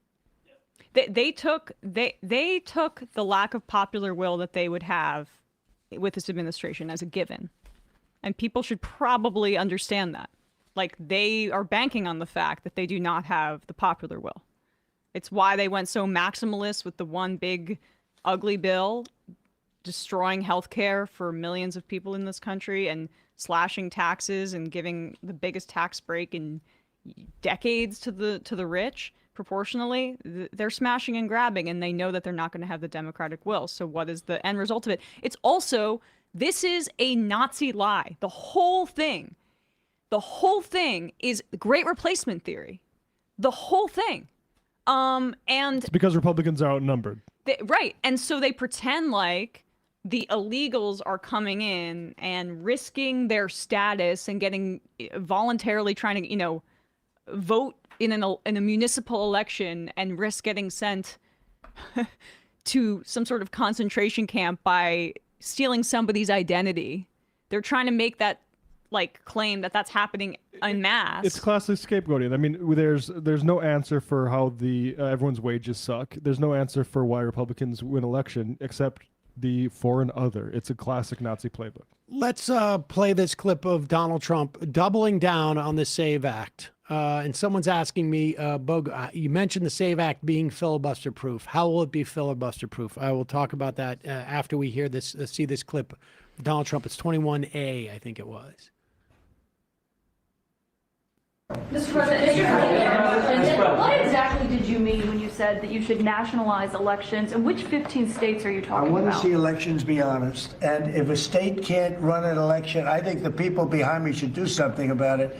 Because, if you think about it, a state is an agent for the federal government in elections. I don't know why the federal government doesn't do them anyway. But when you see some of these states... It's because of the Constitution. States' rights. I mean, it's just literally explicitly in the Constitution. Like, Yeah. the state is responsible for running these elections. There's a good question as to why we don't have a federal right to vote. But that's not really what he's interested in. Well, that's the thing is, should the Democrats be pivoting to fine?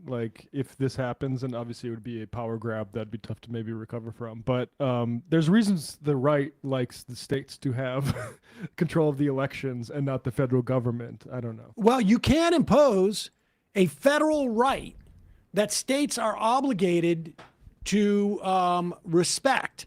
They can administer the elections, but if you had a federal right to vote, then the states would they would be obligated. That would be the floor in which they need to provide whatever that access is. I mean, we saw it in the Voting Rights Act. Here's Trump is really just teeing up the idea of this is the beginning of a 10-month campaign to normalize the idea that we're going to have his jackbooted thugs come in to blue states and oversee elections where there's problems. Where are these states that are problems? They're just the ones that he thinks that they probably have a list of 15 states where these are where we need to get members of the House or the Senate. It's not just going to be blue states, though. I mean, think about all of the frontline senators.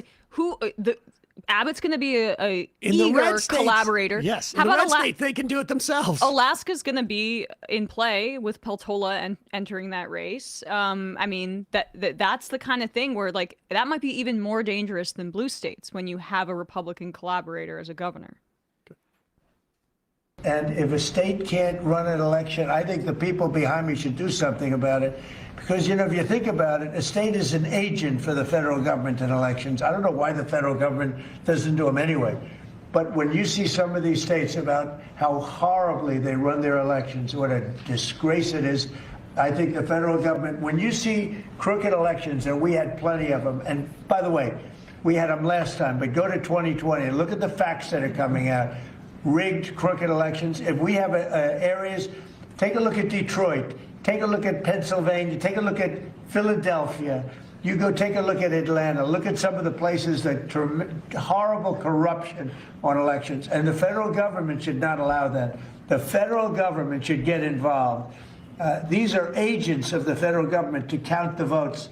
If they can't count the votes legally and honestly, then somebody else should take over. The Constitution says it should be states that administer elections, Mr. President. Yeah, That's what the you know what? Constitution says. They can administer the election, but they have to do it honestly. And honestly, it turns out to be when I win. How can the SAVE Act pass the Senate and avoid the filibuster in the same way, frankly, that the filibuster has been avoided multiple times over the past couple of years? The Senate can vote with a 50% plus one majority to suspend the rules. They did it during the last, not this, like in 2024, I think they did it to roll back cafe standards in California. Maybe they did it at the beginning of this year to roll back cafe standards. I think it was in 2024, actually. Or I should say 2025. There's been 2 or 3 different votes where the filibuster has been suspended. They just don't talk about it much because the Democrats don't want to do that when they get in power, because that's where they've always been. But they could take a vote and change the rules so that this, any bill dealing with elections is not subject to the filibuster. They'll do it. They'll do it. Let's read some IMs. Our Burroughs Garden. Hi, Emma, Sam, Matt, and Brian. Thank you for sharing Fatten's GoFundMe a couple of weeks ago. It turns out the day after you shared her campaign, it was her birthday. She was overjoyed to see a bunch of donations on her birthday when she was able to get online. Love you for all your intelligence, humor, and heart. If anyone else wants to help her, it's bit.ly/helpfatten, capital H and capital F. Science is political. When he brings up Colorado, we're the only state that since 2016 has gone bluer every election, but he thinks he won Colorado, as if he had his way, all our politicians would magically be Republicans. Dr. We want to do that no text. Let's do number 24. Well, let's do Dr. Oz, and then we'll do 24. Donald Trump had said when Caitlin Collins asked him about the Epstein files, he's like, the American public wants to move on, talk about other things like healthcare. Well, here's Dr. Oz. Let's talk about healthcare. Talking about healthcare. Ladies and gentlemen, meet your doctor, your computer, your doctor, your computer, your doctor, your computer. The Rural Health Transformation Fund is a 50% increased investment over what we currently spend for Medicaid in these rural healthcare systems. It's the largest investment of its kind ever made. And all of the states, 50 states, were given a chance to compete for this money. They all got some of it. And a large number of these applications included mental health support systems. But I'm telling you right now, there's no question about it, whether you want it or not, the best way to help some of these communities is going to be AI-based avatars. Agentic AI taking the ability to do the intake, just catch the patient, customize to what their needs are, understand what they're up to. If you go, and please go play with these tools, they're unbelievable. They'll pick up subtle little nuances in how you're saying things. If you do it on purpose, it's actually sort of cool to find out. That will alert the avatar, but more importantly, the doctor they're going to report to. They don't want to say There's something device going on. because So like, when a oh, that clinician sounds connects bad. with you, and Caught there'll an always be a avatar. doctor. 50% of our cortex is designed to read the face of the person in front of you. I can look at you and tell you're bored, happy, excited, running away, whatever. But before you say a thing, and we're hardwired to read each other for that reason. We're social entities by definition. We got to where we are because we're social entities. So the key question is, how do we use AI thoughtfully in that setting? And if we do it right, we'll build a much more sustainable healthcare system. I was wondering what that other shoe was going to be dropping, like when he's talking about some pseudoscience or whatever about the facial. He's like, people really need to have human interaction, and that's very much a part of people's psyche. So how do we get around that? So look at an avatar of a computer. It's honestly hard to like even put into words how stupid the entire world is. Well, I mean, look, he is Country, trying to let's be justify all the cuts that are going to happen to hospitals, rural hospitals in this country because of the cuts to Medicaid. And the way that he's justifying it is, I mean, it is both a crappy substitute and also won't happen. It's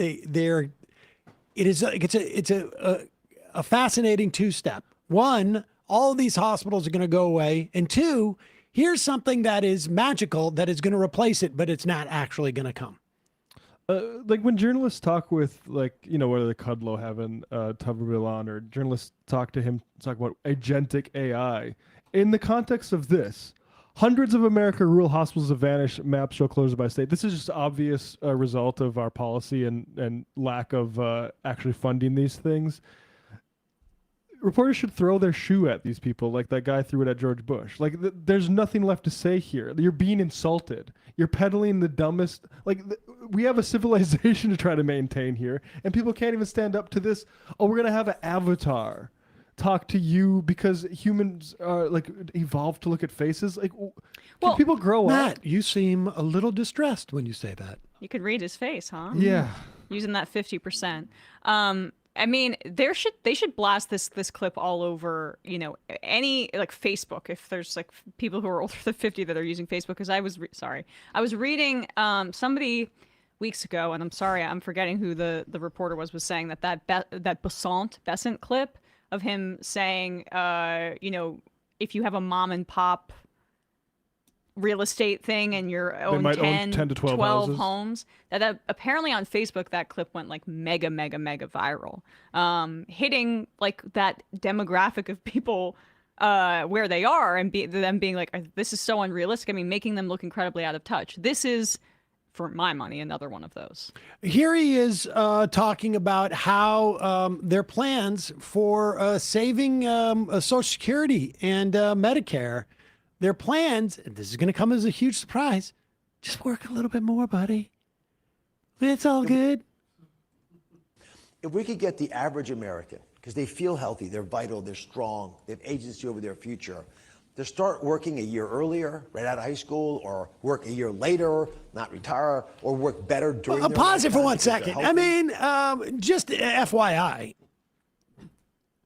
there were 22,000 jobs. These aren't the official numbers because they're just coming in for the private. These are the ADP numbers that were released today. 22,000 jobs created in the private sector.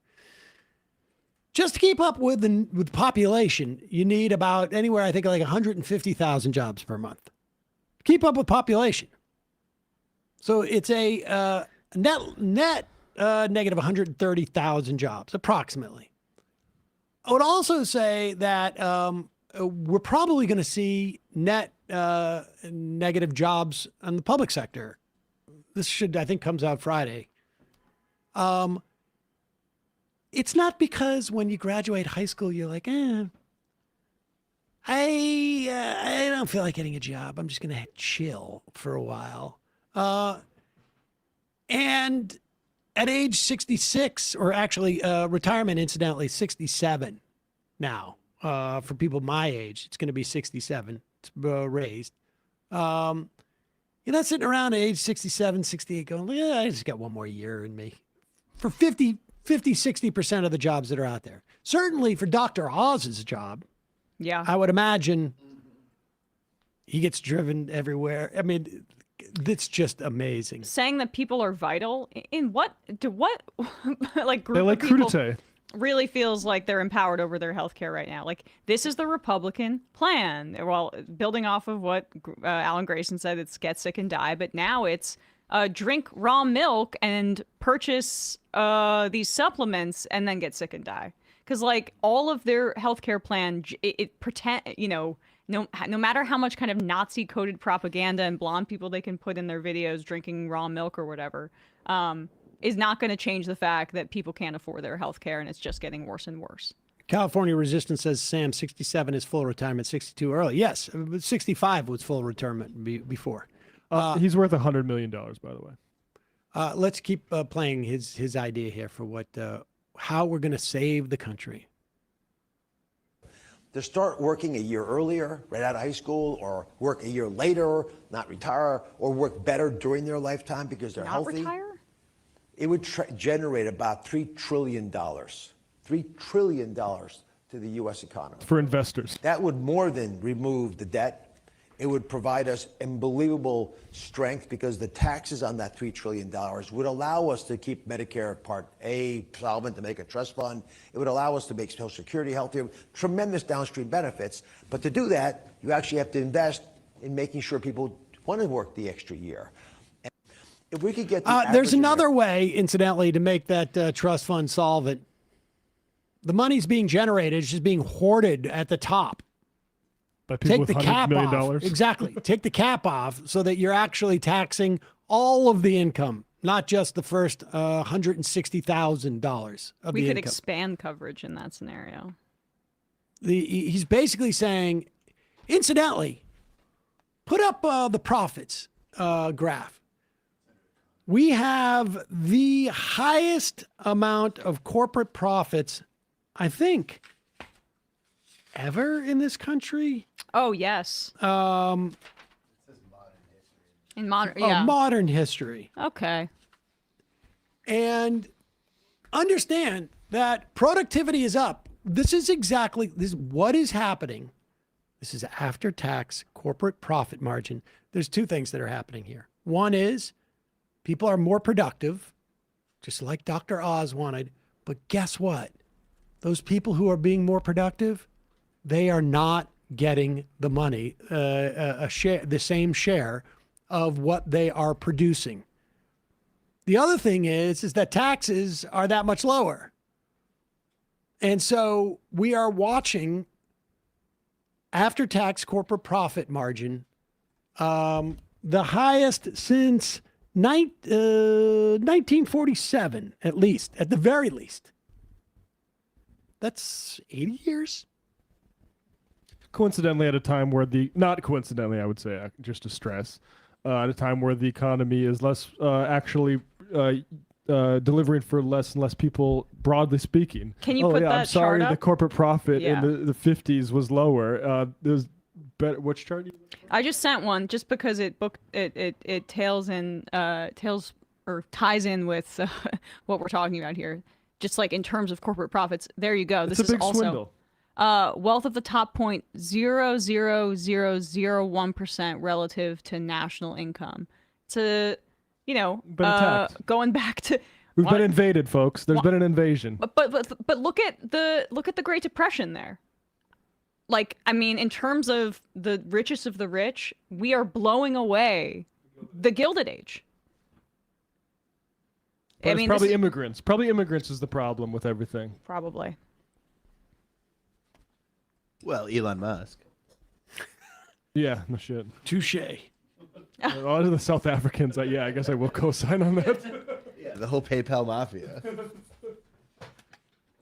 I mean, it is just an attack on everyone by these people. And it'd be nice if we could skip to the part where we stop looking at trans people and immigrants and put the screws to them.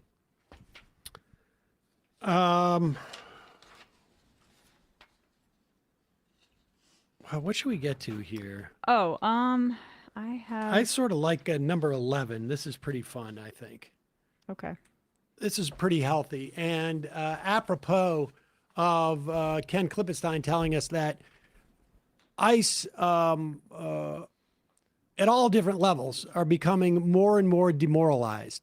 There are longtime ICE people who are looking and saying this is we're not doing what we're supposed to be doing. There are others saying we can't keep up with the quotas.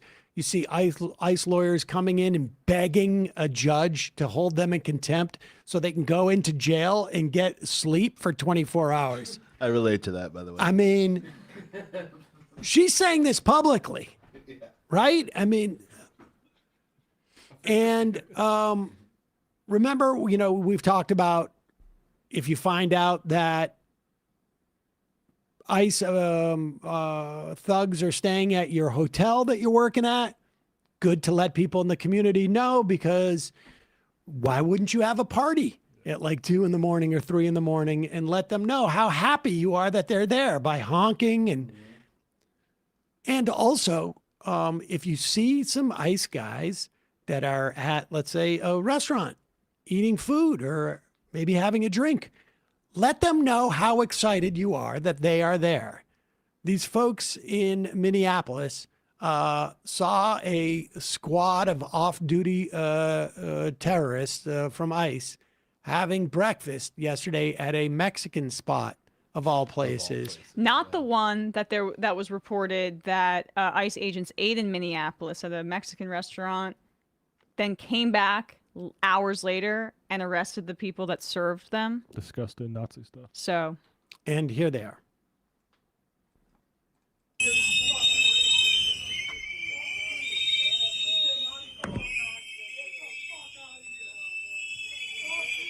Get the fuck out! Get the fuck out of here, you fucking bastard! Yeah!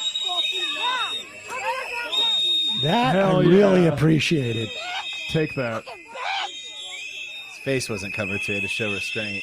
Yep. That's what it is.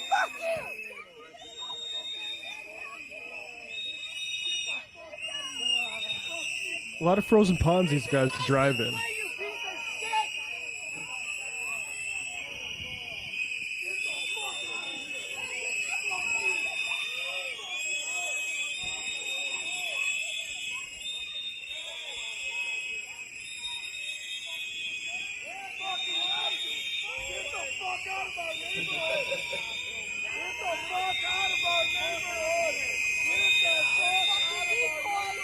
Love the people in camo. I'm telling you. Mom! Mom! Yalla!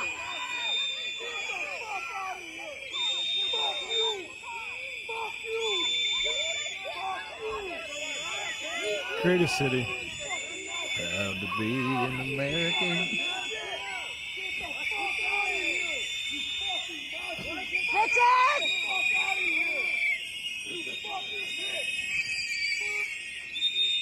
Oh, man. Honestly, like I get teary-eyed at how It's awesome. I've never had such feelings of patriotism before.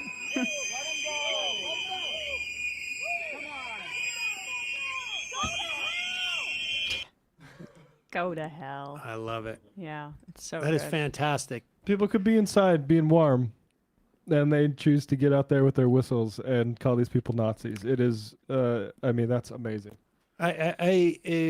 To have a project where we would send like everyone in Minneapolis like a medal in the mail.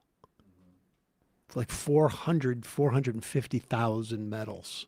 I mean, people. the people of Minneapolis have cemented themselves in like history between the Black Lives Matter demonstrations and the organizing there and the energy that that created to this particular moment. Like they have been subjected to, and Ilhan Omar is at the center of it with all of the really, really vile Nazi lies about her marrying her brother and all of this kind of stuff. Like Minneapolis is at the center of, I think, the fixation by the right because of so many different factors. One, you know, it having a more robust kind of like social safety net than perhaps other states in the country, multiracial communities, a immigrant population that has a high rate of citizenship, which is a real threat to this far right project, as well as the fact that they're both Black and Muslim,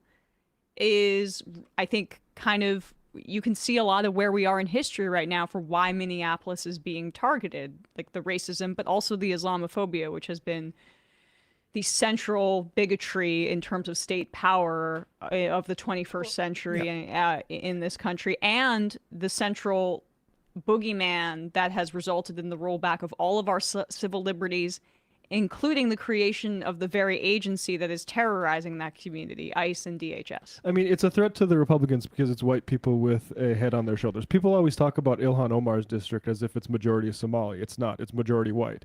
It's because people in Minnesota are better.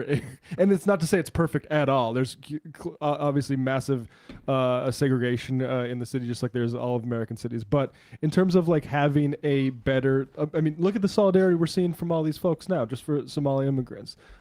That's the model, and they hate it. Somebody's telling me in the IM that restaurant was probably in St. Paul. Let's go yesterday in the House. The Democrats were having shadow hearings on ICE crimes, basically just a dry run for the hearings that hopefully they will hold and be in a position to hold this time next year. Here's Representative Robert Garcia, who is the Democratic leader on the House Oversight Committee, interviewing Marimar Martinez. She was the one, and it was a couple of months ago, where ICE banged into her car and then shot her, and claimed that she had attacked them. And here are text messages as Representative Garcia is reading between the ICE thugs. It's disgusting. shameful, and it gets worse. Ms. Martinez, these are images of texts sent by the agent who shot you. And they're actually disturbing to read, but I think it's important for the public to see this. The agent linked an article about your shooting and texted, read it, 5 shots, 7 holes. I fired 5 rounds and she had 7 holes. Put that in your book, boys. Oh, well, it is what it is. Shit happens. This is someone that works for the United States government. I fired 5 rounds and she had 7 holes. Now, he was talking about you, and it's our understanding that he was actually bragging about his aim shooting an unarmed American citizen. Is that right? Correct. I'm so sorry, Ms. Martinez. DHS has allowed the agent who shot you to remove evidence and to potentially destroy it. Is that correct? Correct. So the theme of misogynistic violence runs throughout, referring to her genitalia in that text, obviously, and the holes part. I still remember the story from 2019 when there was the ProPublica uncovered this Border Patrol Facebook group that just had violent images of AOC being sexually assaulted in it over and over again. So, and what did that guy, what's his face, say? Effing bitch. Yeah. That's what Ross said after he killed Renee Good. Here is more training. Aaliyah Rahman. You'll remember she was the woman who, I guess this was about a month and a half ago. She was trying to, and I think it was in Minnesota. She was trying to get to a doctor's appointment. Yep. Because she has some neurological issues. And we saw footage of her. It was one of the first most violent sort of like footage that was out there where they grabbed her, pulled her out of this car. And she had no idea what was going on. She was stuck in traffic. Here she is testifying in that same hearing, shadow hearing on ICE crimes, chaired by Garcia, who I should say is the Democratic leader on the House Oversight Committee. Took over for Connolly. My name is Aliyah Rahman, and I am a resident of South Minneapolis. I'm a Bangladeshi American, born in northern Wisconsin, and I'm a disabled person with autism and a traumatic brain injury. Not all autistic brains do this, but mine fixates on sounds, numbers, and patterns. And while what the world saw happen to me exactly 3 weeks ago today on video was a terrible violation, it is still nothing compared to the horrific practices I saw inside the Whipple Center. So I am here today with a duty to the people who have not had the privilege of coming home, and I offer this data because these practices must end now. On January 13th, on the way to my 39th appointment at Hennepin County's Traumatic Brain Injury Center, I encountered a traffic jam caused by ICE vehicles and no signs indicating how to get around it.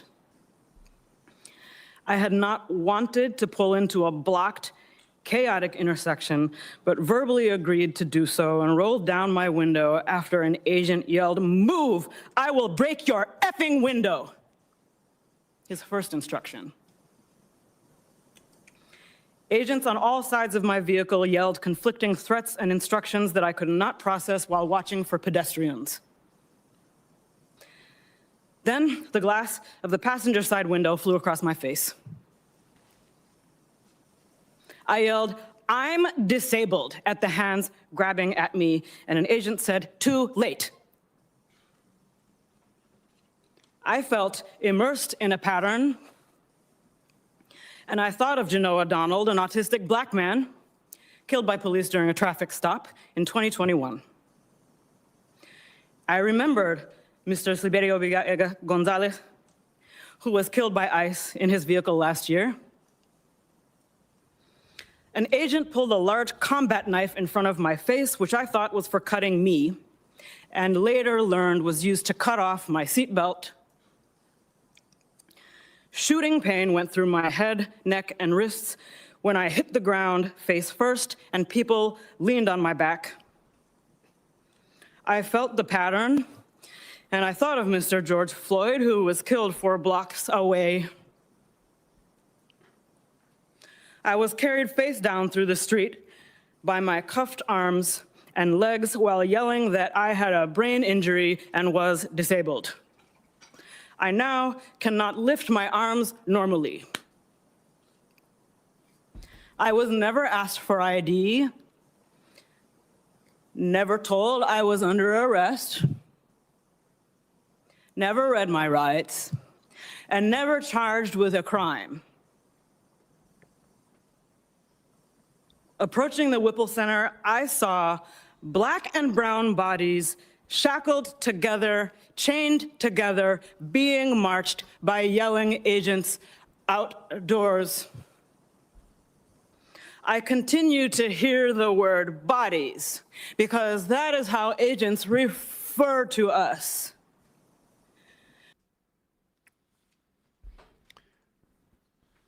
Awful. Awful. Racket, Minnesota has a piece up about the Whipple Center and said, you know, you could probably just call it a concentration camp.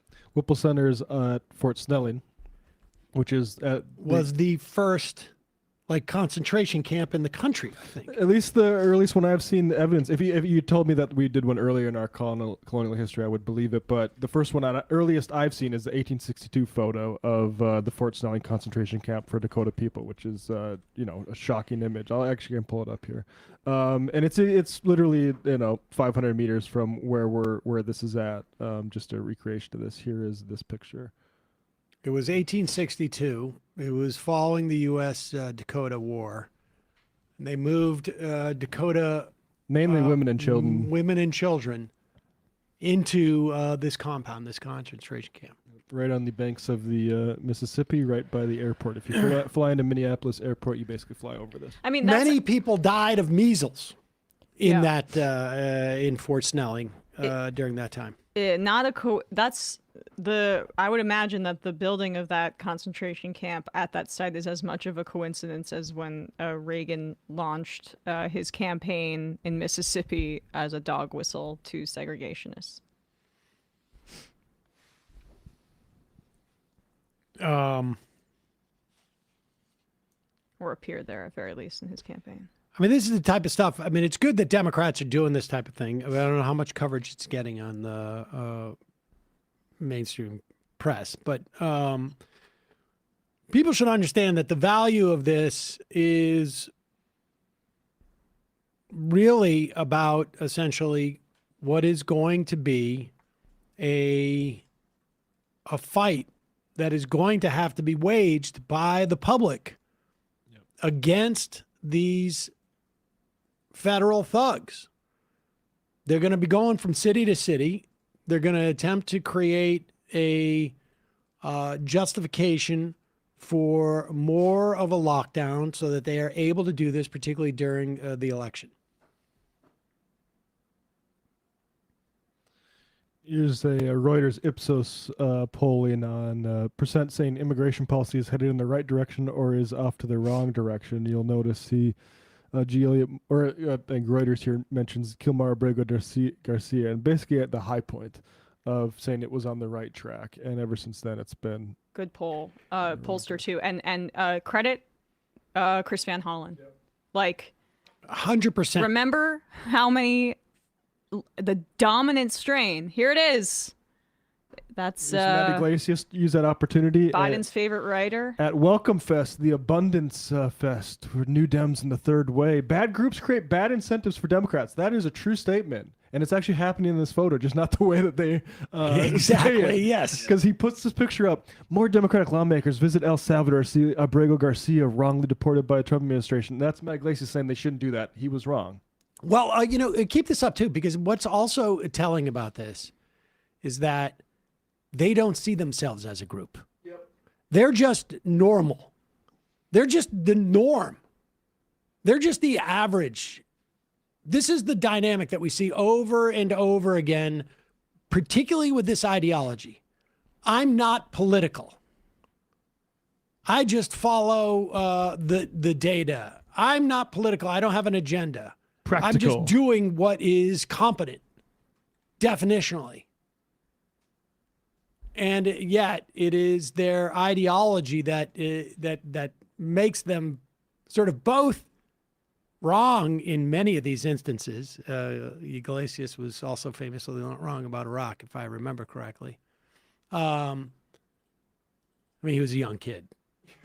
I mean, he was literally in college. I was reading him as a member of the press, so he wasn't that young.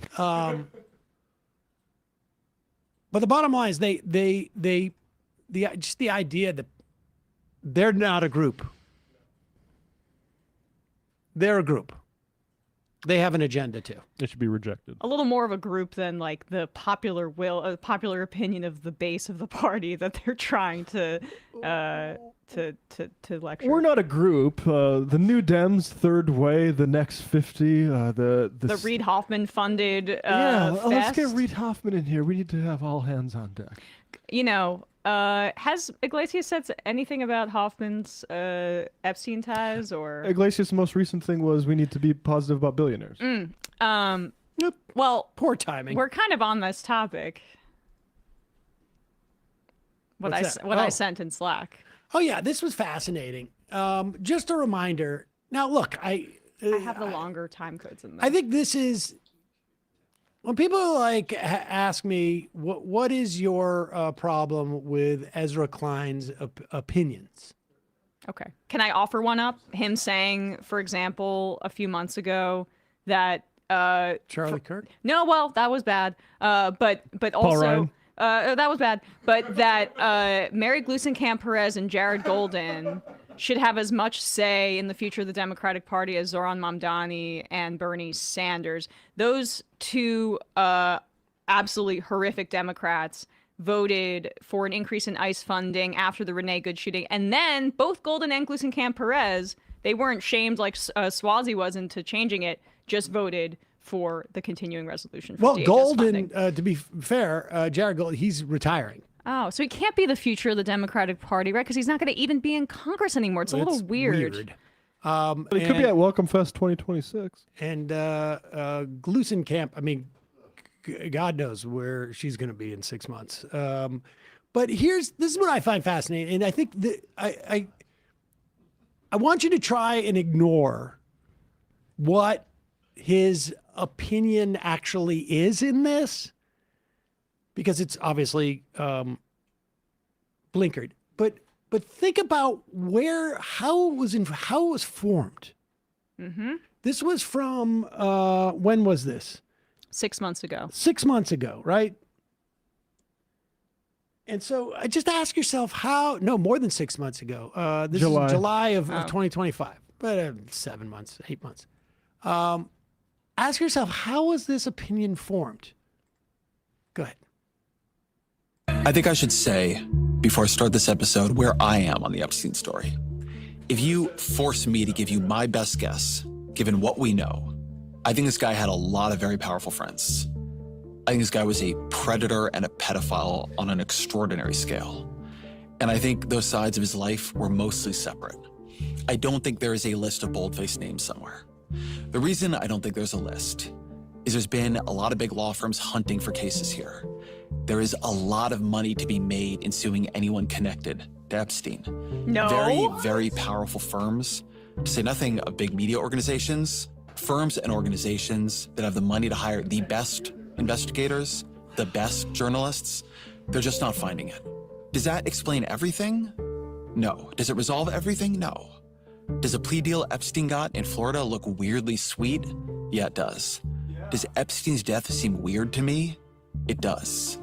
There is a remainder, a remnant.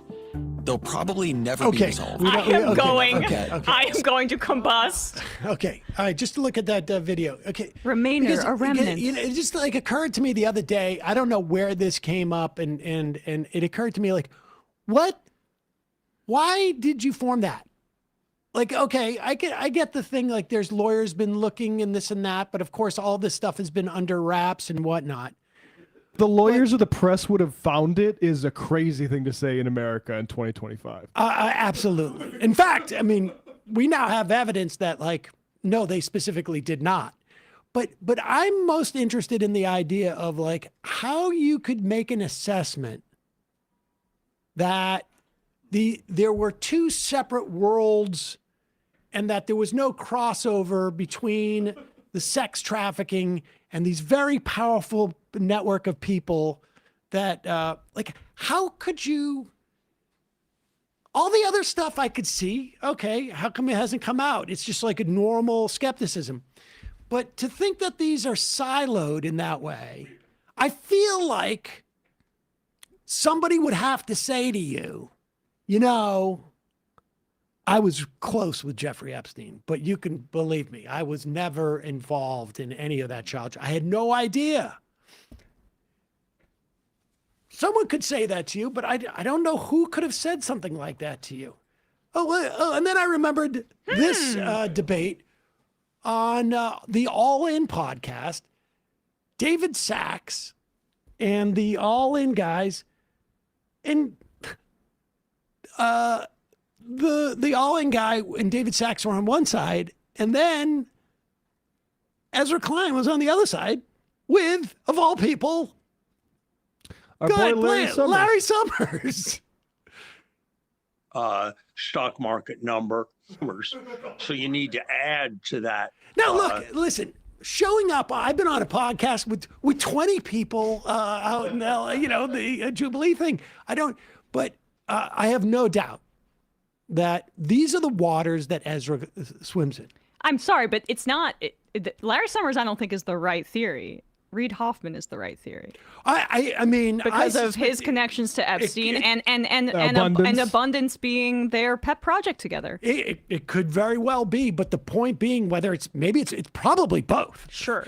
And the point is that this again is what informs his worldview on these things, and he is going to maintain now, probably less so now. I don't think Larry Summers has much of a future in this stuff. Let's hope. But this is where, you get perspectives on what the Democratic Party should do. Again, this goes back to he's not part of a group. He's just talking about it is the sensible thing to do. That's how the world works. To open up the door to anti-abortion people being celebrated in the Democratic Party, or to perceive Charlie Kirk as doing politics the right way, or to make this pronouncement about these probably groups didn't combine. But you know what?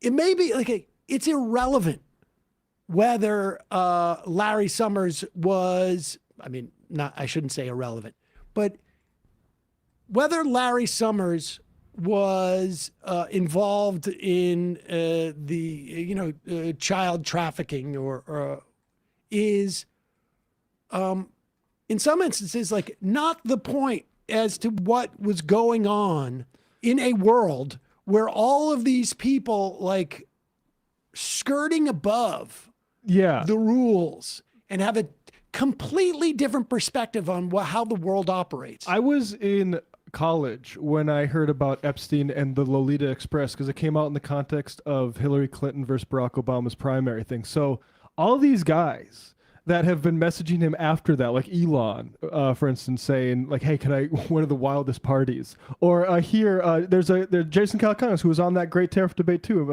unless I'm mistaken, or no, David Sachs was, but in this all-in sort of circle. Calacanis has a bunch of emails with Epstein about Bitcoin. But okay, so but if Ezra were to admit that Epstein's sex trafficking was a part of a larger part of him being essentially a elite fixer and connector of the billionaires and capitalists throughout the world connected to intelligence networks and also big banks and wealthy financiers and arms dealing and all of that kind of stuff, he would have to implicate his benefactor or business associate Reid Hoffman in wrongdoing. And also he would have to admit that the system is fundamentally broken and undemocratic. When you bring up like where Epstein came up and when it was relative to the Clintons, there's a whole rotted Democratic Party core that chose to bury that sort of like attack and the populist appeal that came with it to maintain like these actual systems as opposed to challenging them. They punted on this story deliberately, and Ezra Klein represents that class. Neera Tanden from the Clinton orbit, which is that's a shorthand for who's been doing this.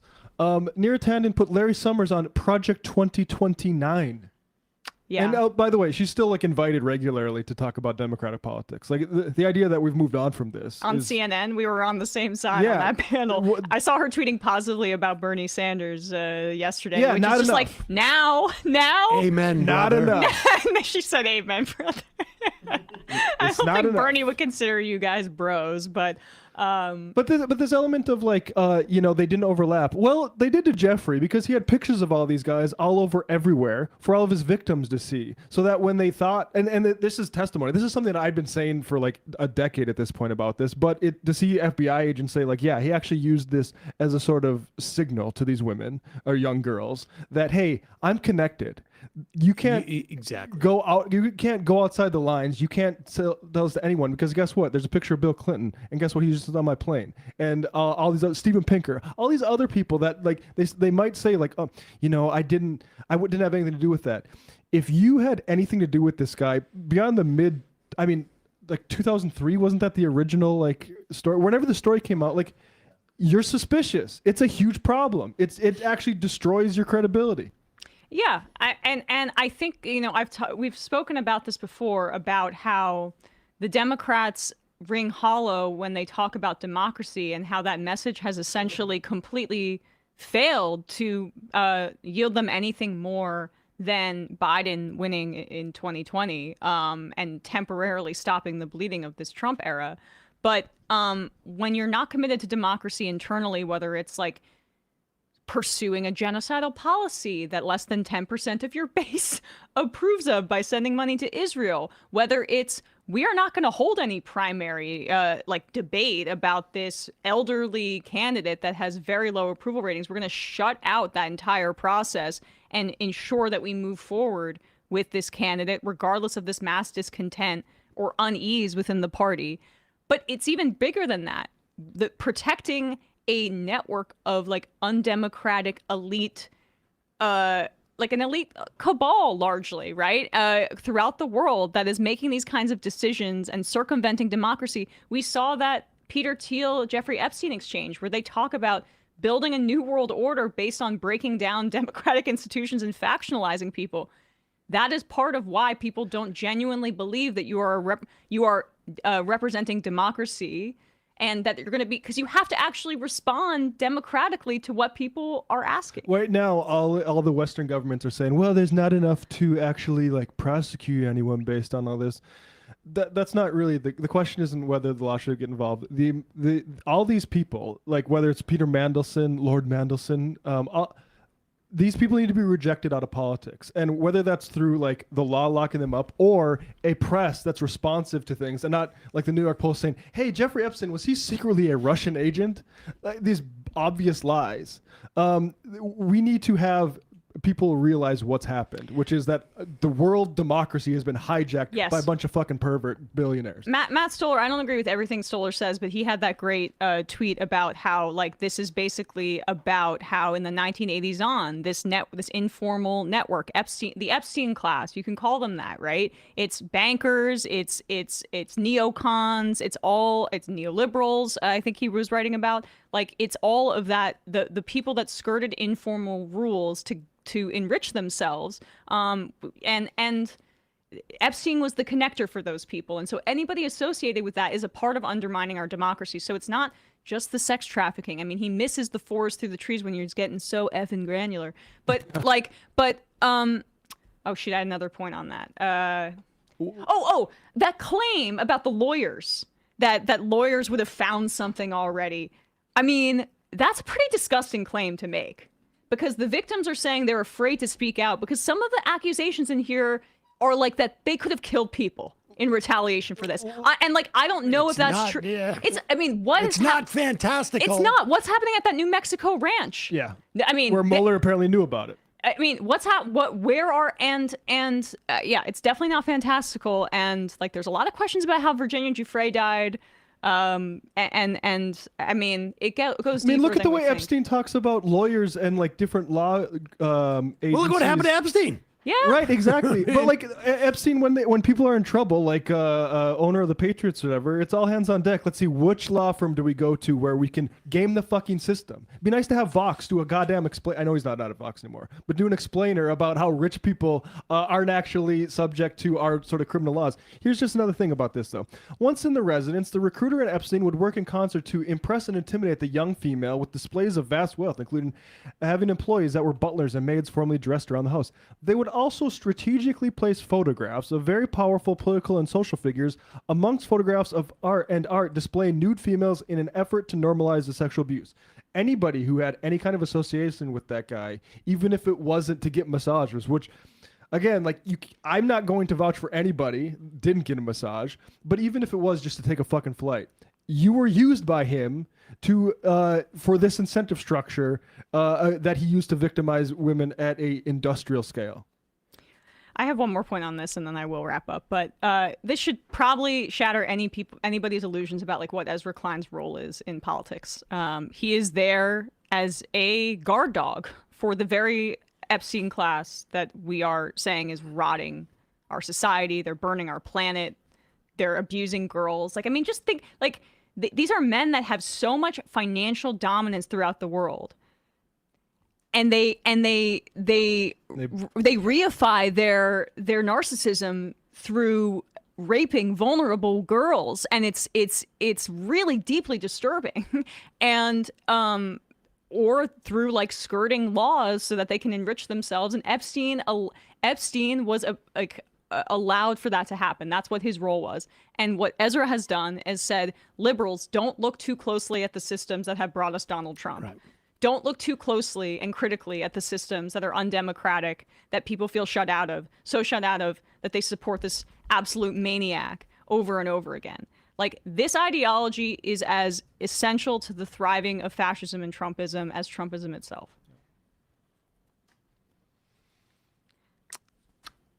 But I mean, Reid Hoffman seems like a nice guy.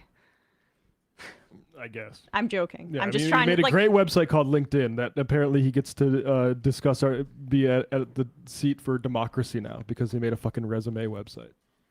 Out west, New Mexico resident here. It's absurd. Law enforcement never raided it. It's been sold to an undisclosed owner as of 2023. This year, we have a state house committee investigating his connections in New Mexico. Well, the lawyers and the media would have exposed it if there was anything to it. So, rest easy. Trust our institutions. I mean, right? Yeah. Meanwhile, I'm gonna do a Zoom call with Larry fucking Summers. I mean, I think more importantly, like, he is informing my worldview on something that like I couldn't possibly speculate on. Like, he had to get out in front there and say, these are separate worlds. Yeah. Clearly being like, this is Larry Summers anticipating this stuff is going to come out. I'm all over there. I used to email him all the time. And I just want to get out ahead of this and introduce the notion into the public that there could be separate silos. Now, maybe there were, maybe there weren't. But like, do you not realize that you are being played? That someone intimately involved in the scandal is asking you and setting the the predicate out there so that when this information is received, you don't have to do the work of like conceiving that there could be separate silos. And I don't know if he knew that's what he was being used as, a tool in that way, right? Or if he is willing to do his inclination because that gives him access to these things. But people should understand that is the waters in which he is coming from. That is the water in which, and that's what gets him to be in that position at the New York Times. The infinitely credulous Ezra Klein. Bingo Dango, has there been anything coming out of the files about Scalia? Always found his death and what he was up to suspicious. Oh, I don't find Scalia's death to be terribly suspicious, and that was Suspicious is how it was never capitalized on. Yeah. Ryan Edwards, $50 says Schumer's in the files and trying to pull a Trump to distract with a funding fight and Sun and Venezuela support. I don't. I just searched Jmail. Scalia dying is a holy shit, very big deal, and timing could not be worse. Wow. Jeffrey says shame. Oh my God. And that is Obama's former lawyer. Remler. Yeah. What? Yep. Yup. Bro, can Obama, hey. Are you kidding me? Timing could not be worse. Oh, I wonder if this has to do, because when Scalia died, there was a big case. I can't remember the name. It's so embarrassing. I can't remember the name of this case because we did about 40 shows on it. About agency fees for unions. And it was when he died, it gave the unions another 6 to 8 months before this. And I wonder if that's what she's talking about. Principal Deputy Counsel, and then White House Counsel to President Barack Obama. Yeah. What was the case? Fredericks versus California Teachers Association? I think it was Fredericks. And then ultimately it got resolved in Janus, I think it was. Yes, Janice. Look, there's a good that podcast. is when Scalia died. I remember this because I was like, the Frederick case is no longer a problem. Unions have been saved. God literally came down and saved the unions for an extra 6 months. I would imagine that's what she's talking about. This is DropSite's website, right? Jmail? I'm not sure. I believe it is. Yeah, this is fantastic. I mean, come on. DropSite. My name is Ali Rahman. Oh, sorry. I got something started playing.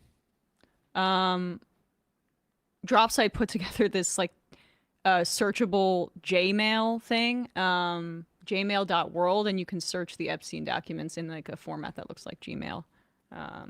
Does Obama want to take a break from listening to Vox podcasts to maybe try to clean house on some of these folks? Like this is crazy. I would have never thought. I didn't recognize that name.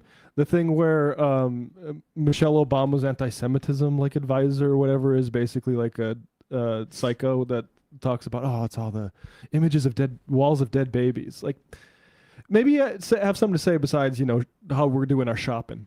Sorry, that might not be DropSite. They might just have used that tool. Just wanted to correct myself. Either way, still very cool. Yeah. The Obamas have really abdicated their responsibility to the public. It's disgusting. I mean, they did it in office too. I heard Michelle Obama on some podcasts talking about how you have to be really intentional about curating your closet to support Black designers. And it elicited a level of rage in me that probably was disproportionate to the clip. But, I mean, they're literally, it is so, it's just the most rich lady garbage as the world is on fire. And they could be doing so much more with their reach. It's frankly shocking. Look at this People's Policy Project by a piece by Matt Brunig and Ryan Cooper to be talking like that and also hanging out with all these celebrities or basketball players being like, this is, we do an investment here. We got to get smarter about investing, as Black wealth was wiped out because Obama decided to save the banks as opposed to homeowners.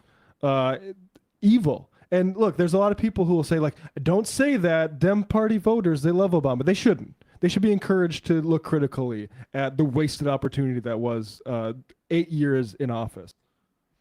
You could also, in the years after, to the extent that he was involved in politics, it has not worked out that well. Some great playlists though for Spotify.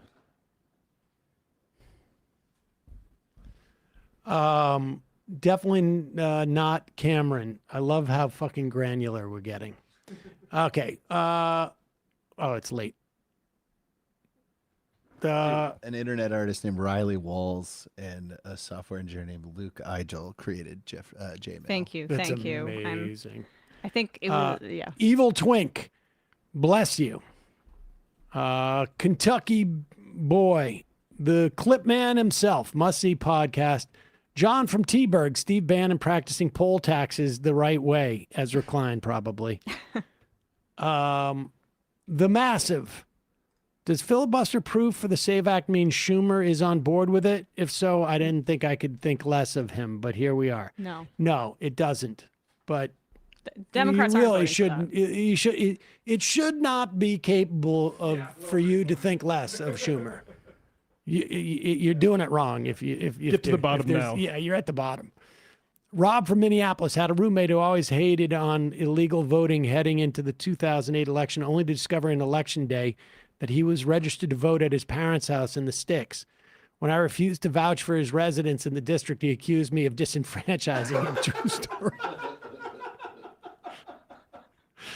When I first voted for Obama in 2008, North Dakota didn't have. Not only did you not have to have IDs, you didn't need to register to vote.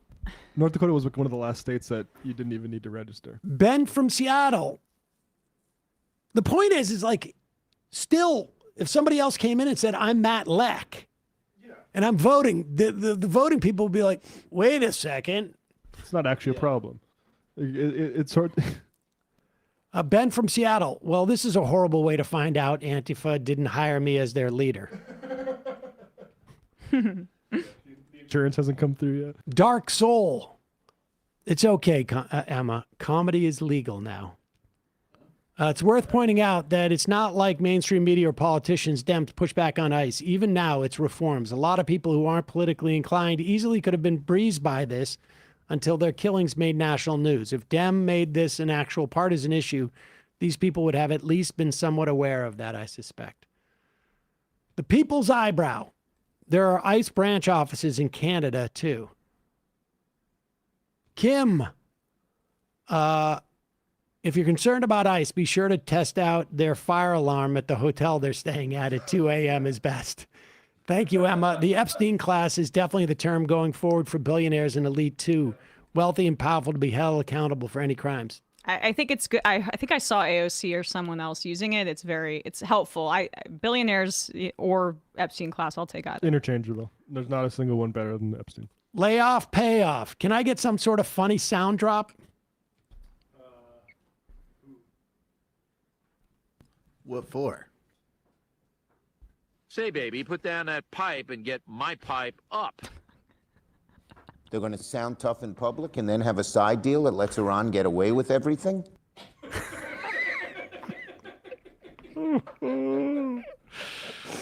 Andrew from DC worked in data science on this exact topic. The absolute best in class models are about the median radiologist, and that was achieved about 6 years ago and hasn't improved. The uncanny valley between AI and humans is massive.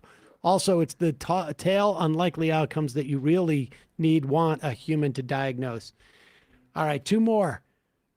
Darth Moose. As a sci-fi fan, I would say that we don't live in the worst timeline, but it's definitely the dumbest one. And the final I am of the day. First day, big problems here.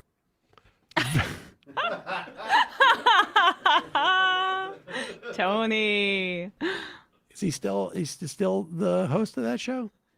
Who knows? No one's watching. Ryan from Rochester. Another more recent genocide we did was to the Aleutian peoples in Alaska during World War II. They were forcibly removed from their ancestral island and put in concentration camps where many, if not most, died of illness and exposure. After the war, they didn't bring them home. They just let them out of the camps and said, good luck. A lot of removals after World War II. They Pick Sloan, I believe, Missouri River stuff was also that. They flooded a lot of native lands and gave them a new town called Newtown. All right, folks. Matt, Brian, Emma, great job today. Folks, see you tomorrow. It might take all the strength I got to get to where I want, but I know somehow I'm gonna get there. I wasn't looking when I just got caught. the truth and life are. But finding out won't make me feel any better.